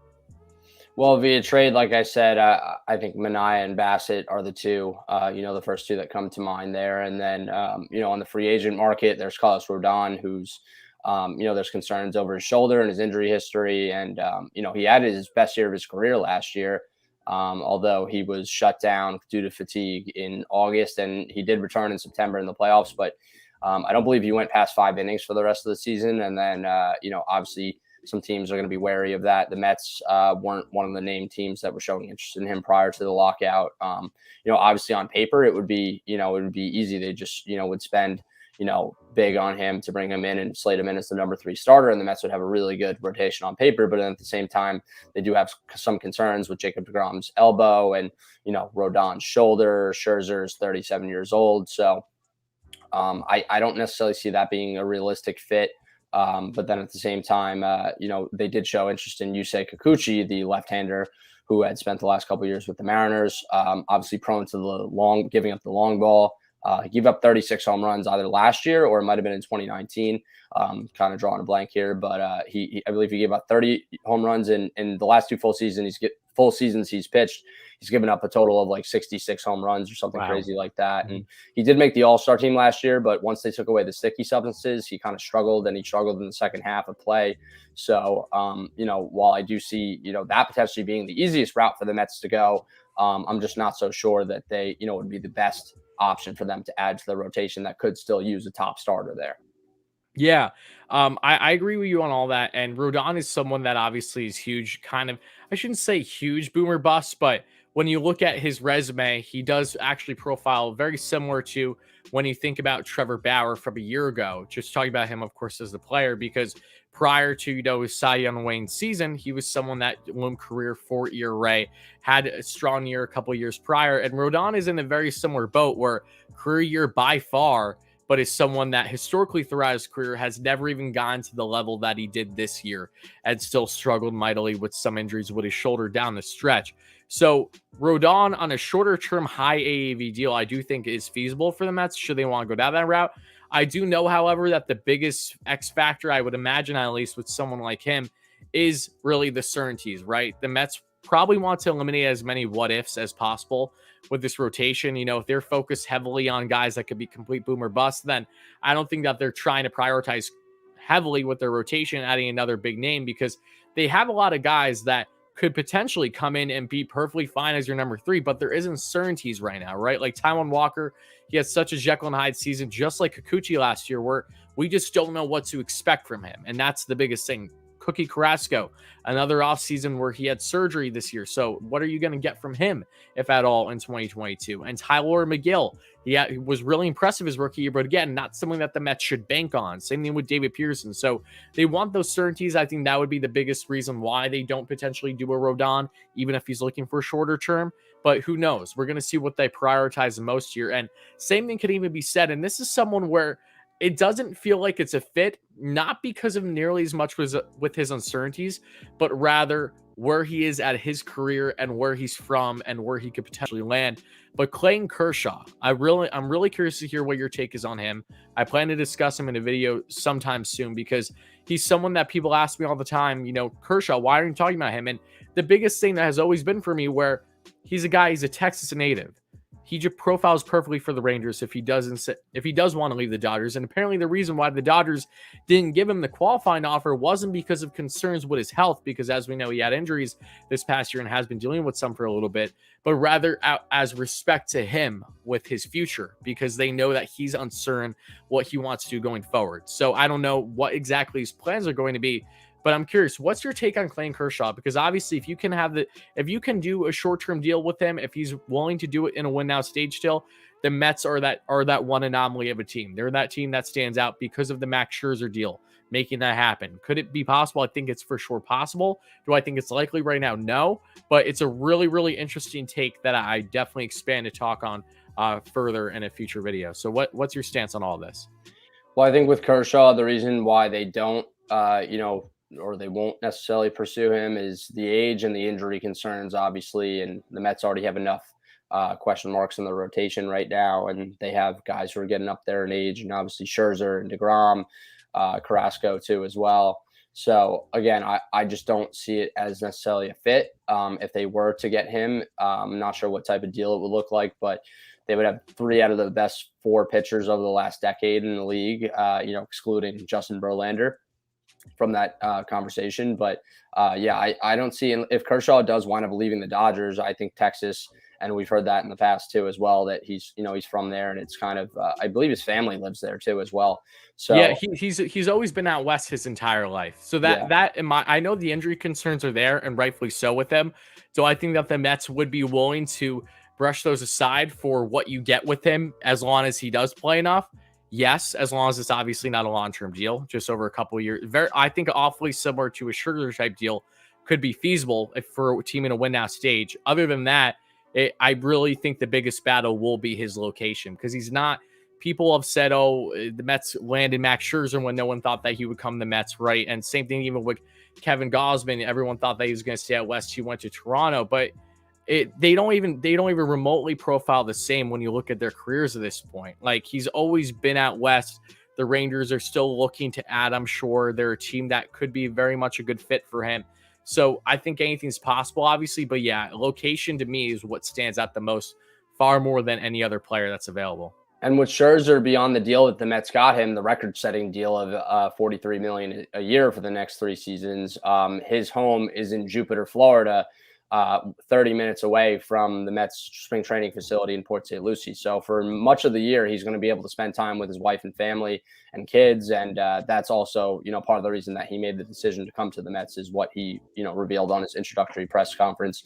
All we heard prior to him signing with the Mets was that he was going to wind up signing with the West Coast team, whether it would be going back to the Dodgers or potentially winding up with the Angels. But, for him, at least family wise, it just didn't make sense from that standpoint. And he said he really wouldn't have been able to spend time with his family if he did that. And that's why, he was open to every team, all 30 teams around the league, but the Mets just made the most sense for him, location wise as well and family wise.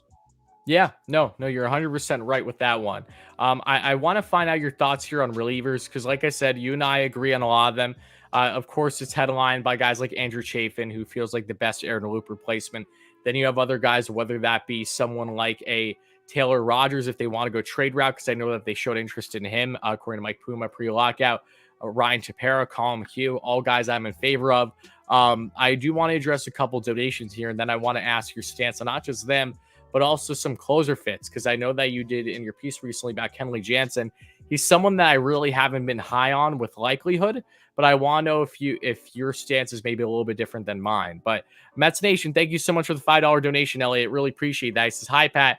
Who do you see as bench coach? Pat, right at this point in time, who would be your personal pick for bench coach? Who do you think makes most sense? Clayton McCullough, I think, given the age and the the fit and analytics and potential successor option to Buck Showalter. I think Clayton McCullough, if the Mets wind up going that route, I think he makes the most sense, as I said, alluded to previously.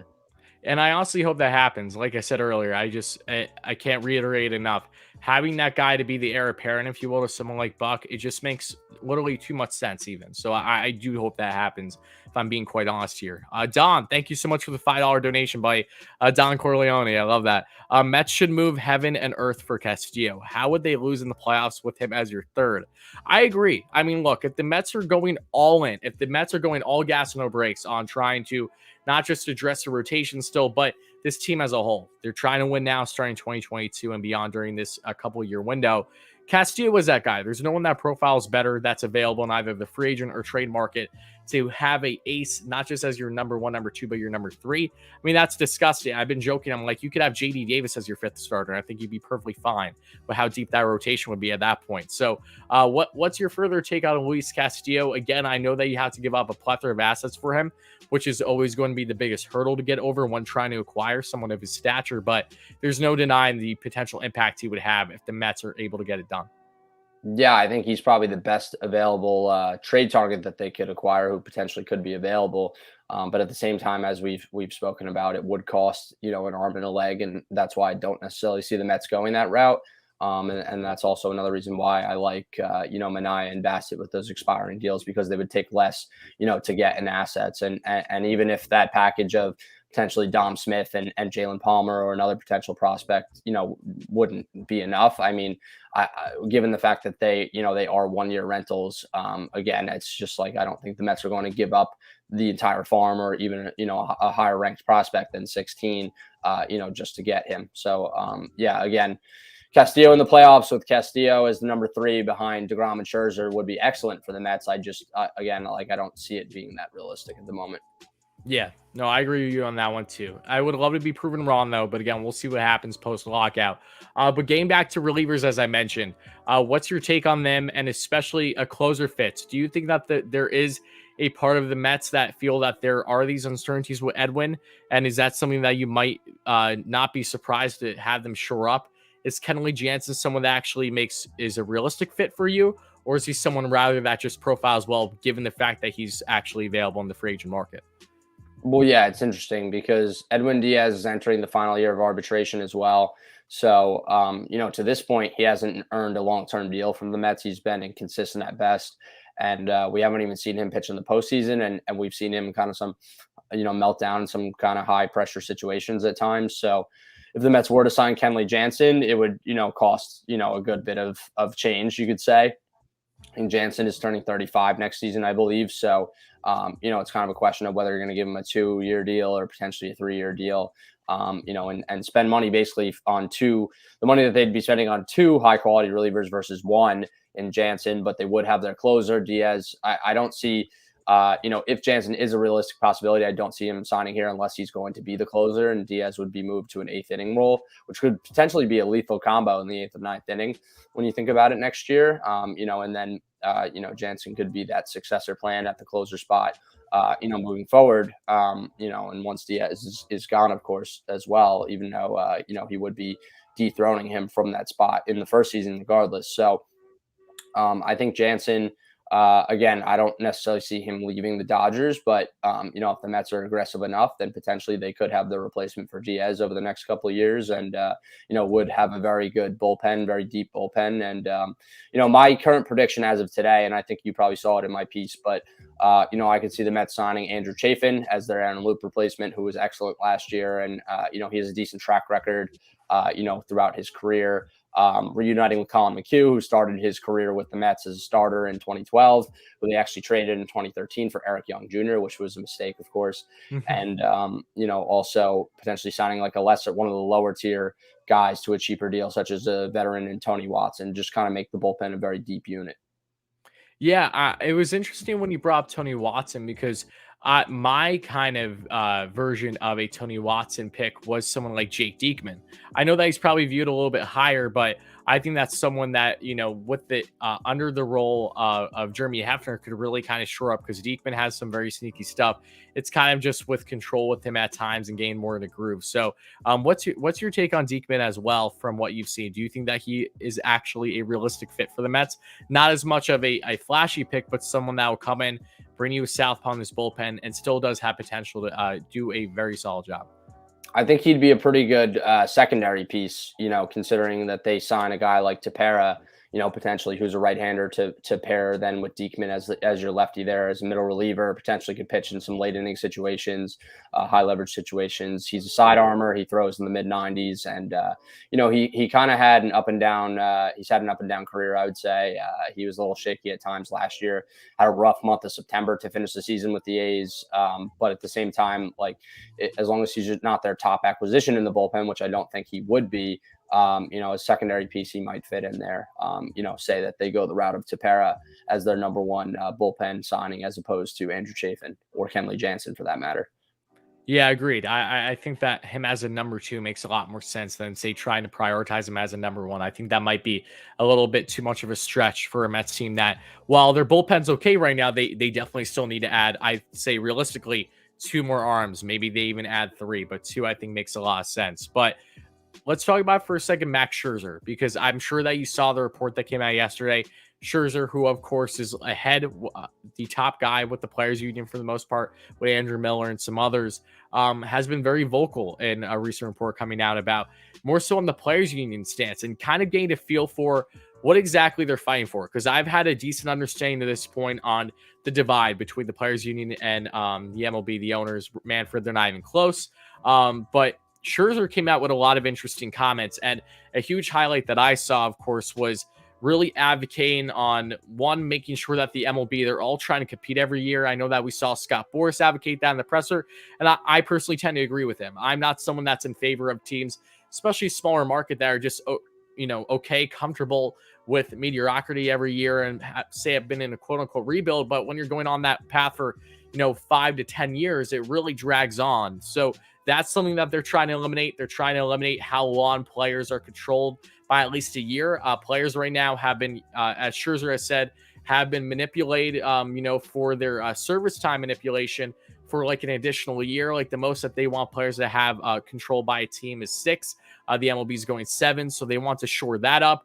And he really just emphasized integrity with the game and how not just himself, but all players in the union. He's never seen it so universally agreed upon and accepted for what they're advocating for and making the game better. And of course, another thing too, which goes directly in hand with teams tanking, while it makes sense, of course, for teams that rebuild, it can drag, and really just prioritizing that draft pick and knowing that you are guaranteed that draft pick should you just decide to take is a further reason as to why you should potentially have available in the league, like you do with every other league, to have draft picks available via trade. That I think would be a huge factor, a positive for the MLB, and really getting every team afloat where teams can continue building their farm, but also be competitive at the same time. So what's been your take on this, everything that's transpired to this point with this hold up in the lockout, and especially Scherzer's comments, who's someone obviously who's giving us a better look for us fans, especially on how exactly the players union are operating, what their stances are to this point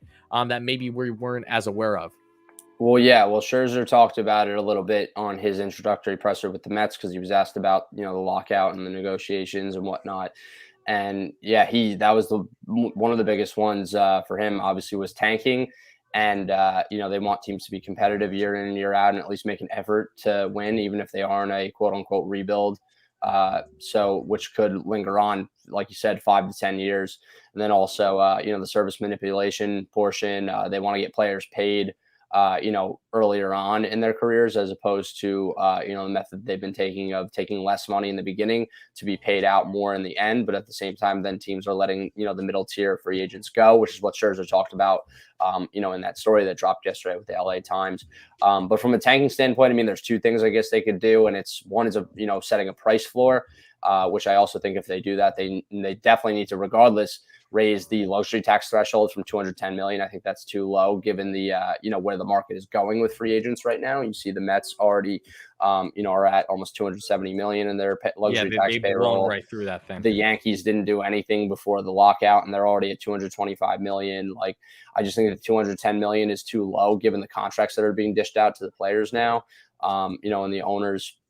It depends on the, the markets of the team, which is something that needs to change as well. Like if you're in a bigger market, and depending on the money of your owner as well, like that kind of determines whether you spend and whether you don't, whether you're the Oakland A's or the New York Mets or New York Yankees or Boston Red Sox, it obviously makes a big difference. So a price floor, and also, another big thing to eliminate tanking, even if they don't, instill that price floor, is also, creating a draft lottery. So teams can't necessarily tank because they're not guaranteed to have the top picks for being the worst record. Like you should definitely mix it up like the NBA does, among the top 8 teams, because the NFL and MLB, I mean, NBA as well, but, NFL and MLB, at least it's like, and NBA, I guess NBA and NFL, you can tier into the same category because you're drafting players and they're, coming in to make an impact on your team right away. It's not like in baseball where you draft high schoolers, you draft college guys, and the college guys come up quicker depending on, what round that they're in and, development wise and everything. But the high school players could take, 5 to 6 years, depending on, how long it takes them to kind of progress and, develop in the minor league systems. And that's why in the NFL and NBA, when you tank, and the NBA has the lottery already, those rebuilds could go a lot faster because those guys are coming in and making an immediate impact, as opposed to baseball where it takes years upon years for these guys to come up. So that's definitely, I guess, something that's, at least tougher to address, but at the same time, something like a lottery and a price floor would probably do the trick there. Yeah, no, I agree with you. And it's going to be really curious to see what they settle on. And the draft just feels like such a big X factor, not just for the lottery, but as a whole, being able to trade draft picks, I feel like is long overdue. A lot of players seem to agree with that notion as well. Just knowing that, yes, you might be a team that is a lower scale, but maybe you trading that draft pick could automatically put you in the running right away for a team that's maybe deeper, but in a position where they're trying to build prospect capital and have a lot of young assets that they're not willing to part with, that they are willing to part with, I should say, because that one prospect that may be supposed to be a top pick just profiles perfect for what they're going to want in, say, the ensuing 3-4 years, however long it may take for them to come to the league. So there's a lot of positives, obviously, to trading, changing the draft format, I should say, from what it currently is now. And I really, really do hope from my personal stance that it does change. But as we kind of get closer to wrapping things up here, I wanted to ask you, what is some moves that you feel are, a priority for the Mets? I just came out with a video yesterday on priorities for the Mets as a whole. Talked about a lot of different things, and that, of course, goes with addressing starting pitching, third base, just adding another bat as a whole. I saw your piece on like must moves for the Mets. So to kind of intertwine them together, what do you think is the number one top priority for the Mets post lockout, and what do you personally hope to see transpire? Well, I think for the Mets, and you mentioned it too, my 5 must moves for the Mets, I think I took a little bit more of a conservative and realistic route, as opposed to, splurging on another big bat, or potentially a free agent pitcher. But I said, trading for starting pitching, if it's, potentially like a Sean Manaea, who has that expiring deal, as we've talked about multiple times already, signing, 3 relievers in Chafin, Colin McHugh, and Tony Watson to, solidify or at least bolster the bullpen in that area. And then also, signing a versatile, veteran bench player such as Josh Harrison, who, had a solid year with the Nationals and A's last year. He's going to be 35 next season, I believe. But he was a valuable player, and he's your insurance there. If they hold on to McNeil and he falters, Josh Harrison could be your insurance at second base. Billy Epler says he loves players who can play in both the infield and outfield, and that's what Harrison can do, given his versatility. He's known for his defense, and he's just kind of one of those scrappy veteran players who's been around for a while. Would be a good influence in the clubhouse. So that those are the 5 moves that I think would be most realistic, and it would push their payroll close to $300 million, which I think they're going to either get to or surpass, once the lockout's over. But it's kind of a more realistic thing in addressing all their holes, as opposed to just kind of splurging on one bat and then filling out the rest. Maybe it from a cheaper route, or whatever that may look like, based off those moves. And then, of course, depth is huge. It was a huge issue with the team last year. They ran out of starting pitchers by the summertime, and they had to keep recalling Jared Eichhoff and DFAing him and bringing him up from Syracuse, and he was getting lit up in the big leagues. So I think they definitely need to cover themselves, and they do have some good, AAA pitchers. Eric Ozure, I forgot, I don't even know how to pronounce his name, but that guy, Eric Ozure, and also, or Orzi, however you say it, and also Potato. Yeah, exactly. And Adam Aller is another guy who could potentially see some action in the big league rotation if he's needed this year as a depth starter. Ideally, Mets are going to add another big league starters, which would make Tyler McGill and David Peterson as the number 6 and number 7 as depth. And they've, shown flashes in the big leagues at times. So I think depth is just a big thing, especially in the rotation. Also, from a position player standpoint as well. Josh Harrison is the thing that stood out to me from what you mentioned, because he wasn't on my mind much. And you're right. He actually had a very impressive campaign this past year, especially when he went to Oakland, and is someone that versatility, that's something that I've always advocated so heavily with Kris Bryant, why I feel that he's so on another level than so many other fits. But Harrison is very much on that similar scale of things when you're just looking at guys that can provide both infield and outfield help, and is someone that's been tagging the Mets for a very long time. Awfully similar to Starling Marte. Harrison, the Mets sought after numerous times, it felt like, during his time in Pittsburgh.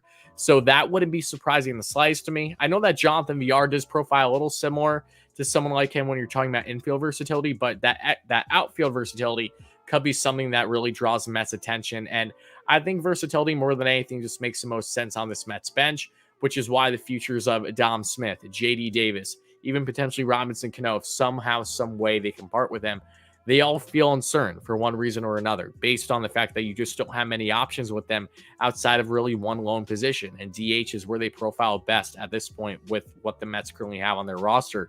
But out of all these things, what do you personally believe is the number one for the Mets? Like, what is something that absolutely 100% needs to and will be addressed more than anything else before 2022 season begins?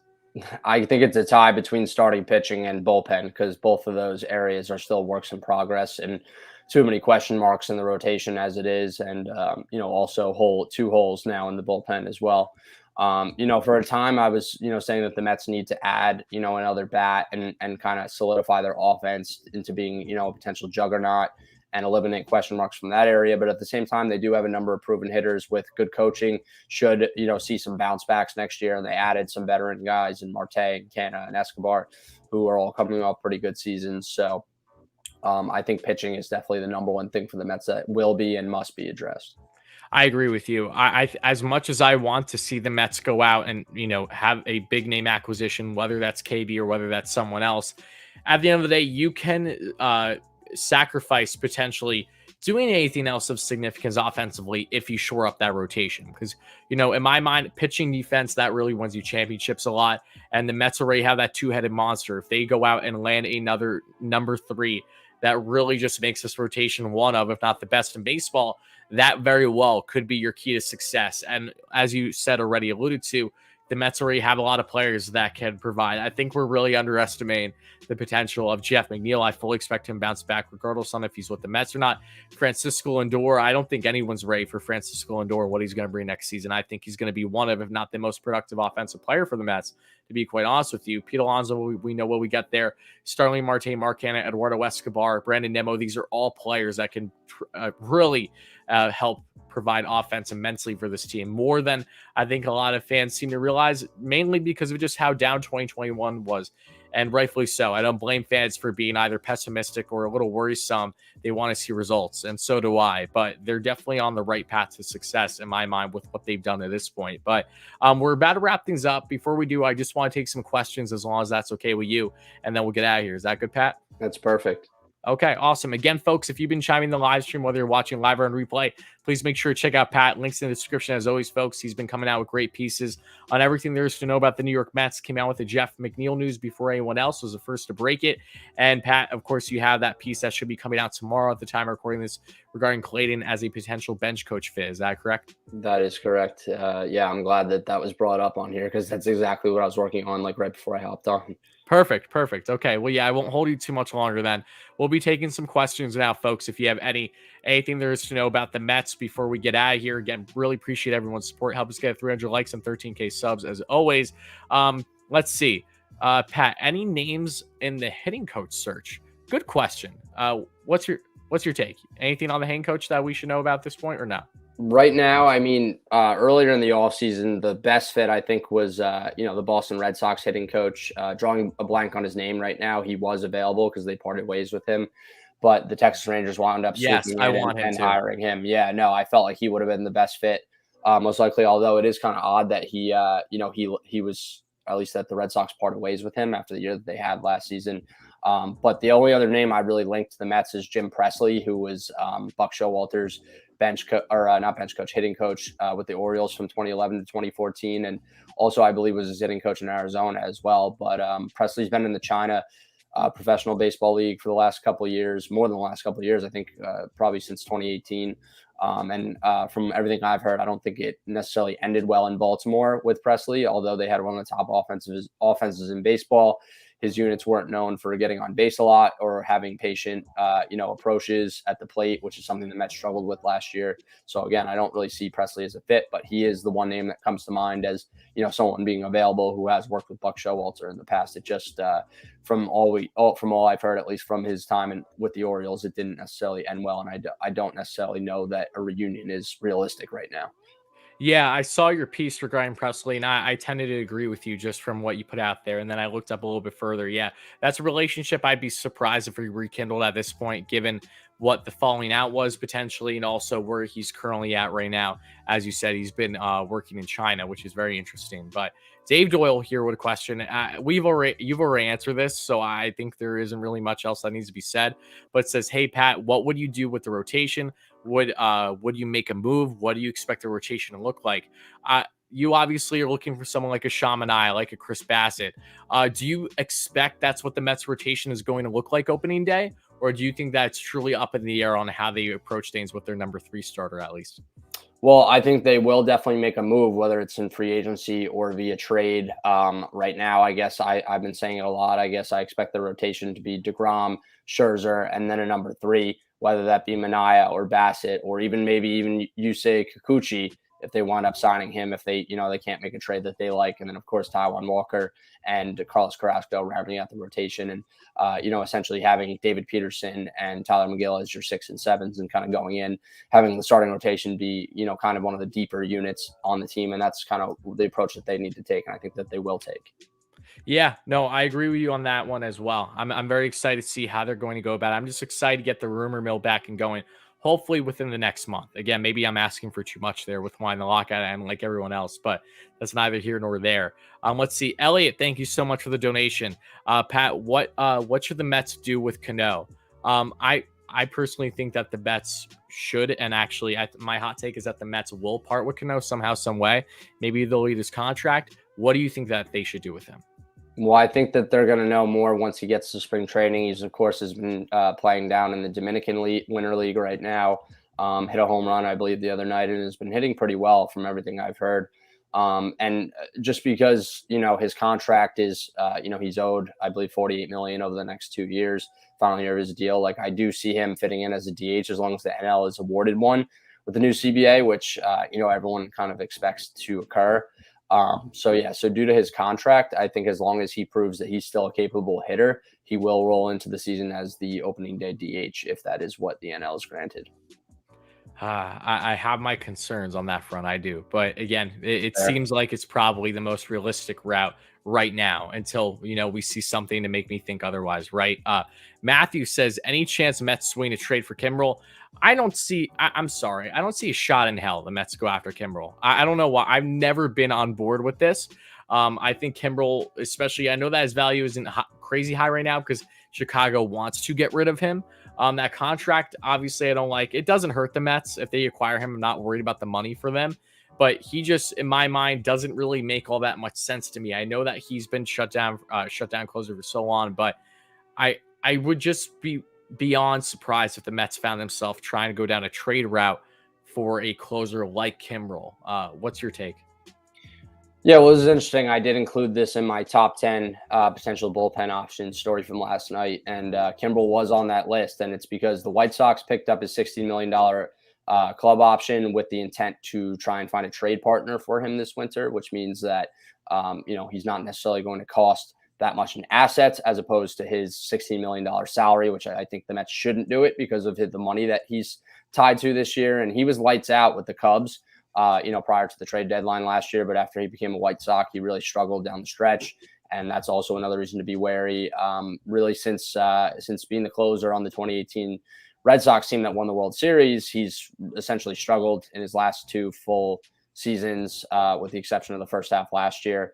The 2020 shortened season, he struggled as well. So he's 33, I believe, turning 34 next season. And he would just cost a lot. And the Mets have multiple holes in the bullpen, unless they see him being their closer over Diaz. But at the same time, both of those pitchers would be free agents after next season regardless. So even if they want to move on from Diaz as their closer next year, or in 2022, I should say, right away, then I guess it kind of, would make sense just depending on the cost. But at the same time, yeah, his salary kind of does make it a little bit unrealistic there. Yeah, no, I agree with you on that one regarding Kimbrel. Thomas says, shout out Thomas, if Castillo does in fact get traded, what is the likelihood, he said, percentage-wise, of McNeil being involved and likelihood of Bryant coming here? I think that Castillo doesn't come to the Mets unless McNeil is part of it, because that's the one caveat for the Mets. Yes, they don't want to part with their top prospects, but McNeil can help kind of bridge things a bit instead of going all in on your prospect pool. I don't see the Mets doing that. And quite frankly, the Mets don't have prospects to the same level as opposing clubs that would be willing to part, maybe even a team like the Yankees or other teams that can compete. Like the Mets don't have a deep prospect pool like others. So they're focusing prospects alone. I don't see it happening, but McNeil is really that X factor for me. So I do think that's 100% he would be traded.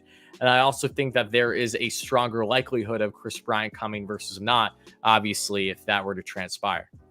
No, I agree with you actually totally on that. I think McNeil and some top prospects would be involved in a trade for Castillo. And then, if that were the case and the Mets had a plan B to replace McNeil, on the big league roster, then they would essentially spend on Kris Bryant. But I think both moves, honestly, and Epler's talked about this a lot since he was hired, but they don't want to lower the farm system. First of all, they're focusing on building it up, but they don't want to trade their top prospects, and they don't want to lower their long-term World Series odds for a short-term minimal gain. Or I should say just short-term gain in general, I guess, increasing the World Series odds, which those types of moves would do. But yeah, again, over a long-term period, it wouldn't necessarily, increase those odds. So that's another reason why I just don't really see them going that route. But at the same time, that scenario that person asked, I think that those dominoes probably would fall into place, all of those that were a part of the question, if the Mets did wind up acquiring Castillo. Yep, exactly. So we got a couple more donations, and then that's going to wrap up the live stream, folks. Again, thank you guys so much for watching. If you have, please make sure to hit that like and subscribe on. Check out Pat and the links below, as always, folks. Pat Metz, $10 donation. Thank you so much for that, my friend. Says, does all the trade talk about McNeil indicate JD Davis will stay with the team, or would the Mets trade both? That's a great question. I really appreciate the donation, Pat Metz. It really, in my mind, all comes down to, obviously, the Mets feeling a certainty with how they're going to fill the void of Jeff McNeil, and also what they're looking for. Because JD Davis does have value, and I think he has sneakier value than what people realize. It's just limited on his defensive ability. We all know the hitting's there. The guy literally dealt with an injury with his thumb for like the majority of the year, was never fully okay, and still hit for a 300 average, right? So the pop was down his bat, but if you put into consideration with everyone being down for the Mets offensively this year and everyone being hurt, I think that kind of, weeds out the notion that he won't be, an effective player for you on a favorable contract for agent when he's 2025. So what's your take? Do you think that JD is more likely to stay with the Mets if McNeil is potentially traded, or do you see him being part of a trade potentially with McNeil? Well, I don't think so. I think JD Davis won't get them much value, alone in a trade. So I could, Correct. More realistically seeing him be packaged, along with a McNeil or along with a Dom Smith and a prospect in another trade, depending on how teams view him. I mean, he dealt with a number of hand issues last year. He had to undergo season-ending surgery, missed 2 months of play, and he just really hasn't looked like the same hitter. At times he did look like an above-average hitter last year, but it was just in such a small sample size, and he hasn't necessarily lived up to that first season where he was with the Mets in 2019. They acquired him in that trade from the Astros, and he hit 22 home runs and drove in, 57 RBIs and looked like he could potentially be a piece moving forward. I think his value has just kind of plummeted ever since based on performance and his injury history. So I don't think that trading McNeil would indicate that JD Davis would stay, other than the fact that, teams potentially not, accepting him in a potential package with McNeil or another player such as Dom Smith or prospects. Yep. No, I agree with you too. All right. Second and last question here from Henry. Thank you so much for the donation. Appreciate that. Hot take, 3-team deal with McNeil to Toronto and Chapman and Mets. Oof. I mean, the Mets did get involved in a 3-team trade last year. Let's not forget that regarding Khalil Lee. They got actually involved with 2 different 3-team trades. It was with Khalil Lee, and it was also involving the Musgrove deal with the Padres, if I'm not mistaken. So they've been involved in 3-team deals. They've experimented. That's a very hot take. I don't foresee that happening too much. McNeil could make sense profile well with Toronto, especially after losing Marcus Semien as potentially their second base fit. And Chapman, I'm not against coming to the Mets at all. What's your take on that? Do you think that that's in fact a hot take, or do you think that there's more realism than maybe what the eye tells us? Well, it's definitely an idea, but I don't think the Blue Jays would necessarily be interested in acquiring McNeil, depending on what they'd have to give up, just because they do have some good young infielders. They did lose Marcus Semien, but at the same time, they have a lot of top prospect infielders coming through their system. And I do think that's why they're not necessarily in the hunt, for a guy like McNeil, depending on, whether they'd have to give up, something legitimate, to pull off a 3-team deal like that. So it's just not something I would bank on at this point. And again, like letting Semien go, part of the reason that the Blue Jays did that is because they do have, a lot of good prospects, coming up who do play in the infield. Yeah, no, that's a great point. That's why I think that they're going to be perfectly comfortable with whatever route they go down. That's why they were even comfortable giving up one of their top infield prospects in the Jose Barrios trade, because they still have a plethora, whether it's at third base or I even think at second as well. So they have fits there for sure. Leon, for the final question, thank you so much for the donation. Appreciate that. Any chance we go after Manny Machado if he's available? One, I don't see a role where Manny's available anytime soon because the Padres are in a win now stage like the Mets. And two, I don't see any chance that the Mets actually go after Manny Machado. I know that Buck and him reuniting would be cool. He has the familiarity, but his contract with the Mets stats at third bases right now and not wanting to detriment their long-term future are all just like clear red flags in my mind as to why I don't see it happening, along with the attitude. And look, I know that Buck is someone that knows how to handle Machado clearly, but still, when you look at how the Mets have operated this season, the type of personalities that they have, not that I think that Machado would be, a clubhouse cancer or anything like that. I just think that that's just one more factor that adds into the lack of possibility of that even being considered, in my personal opinion.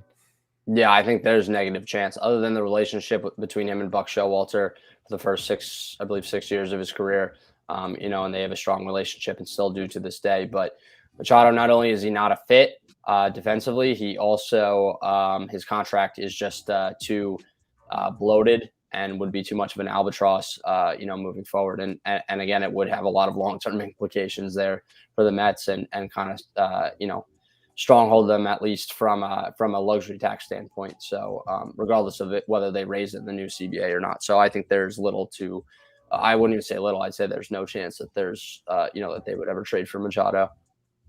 Yeah, no, I agree with you. And with that agreement being said, that's going to wrap up the live stream, folks. So thank you guys all so much for watching. I hope you enjoyed. Again, if you watch this on live, thank you guys so much for chiming in and being here throughout the 2 hours. We always go longer than we mean to, so I apologize if it's a little lengthy for you guys.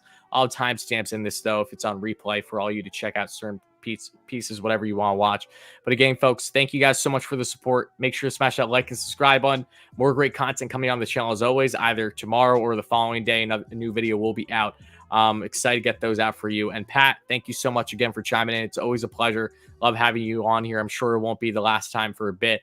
Let people know where they can find you, of course, and let us also know, for people that aren't aware, that haven't been chiming in throughout the entire live stream, what kind of work you potentially have coming up.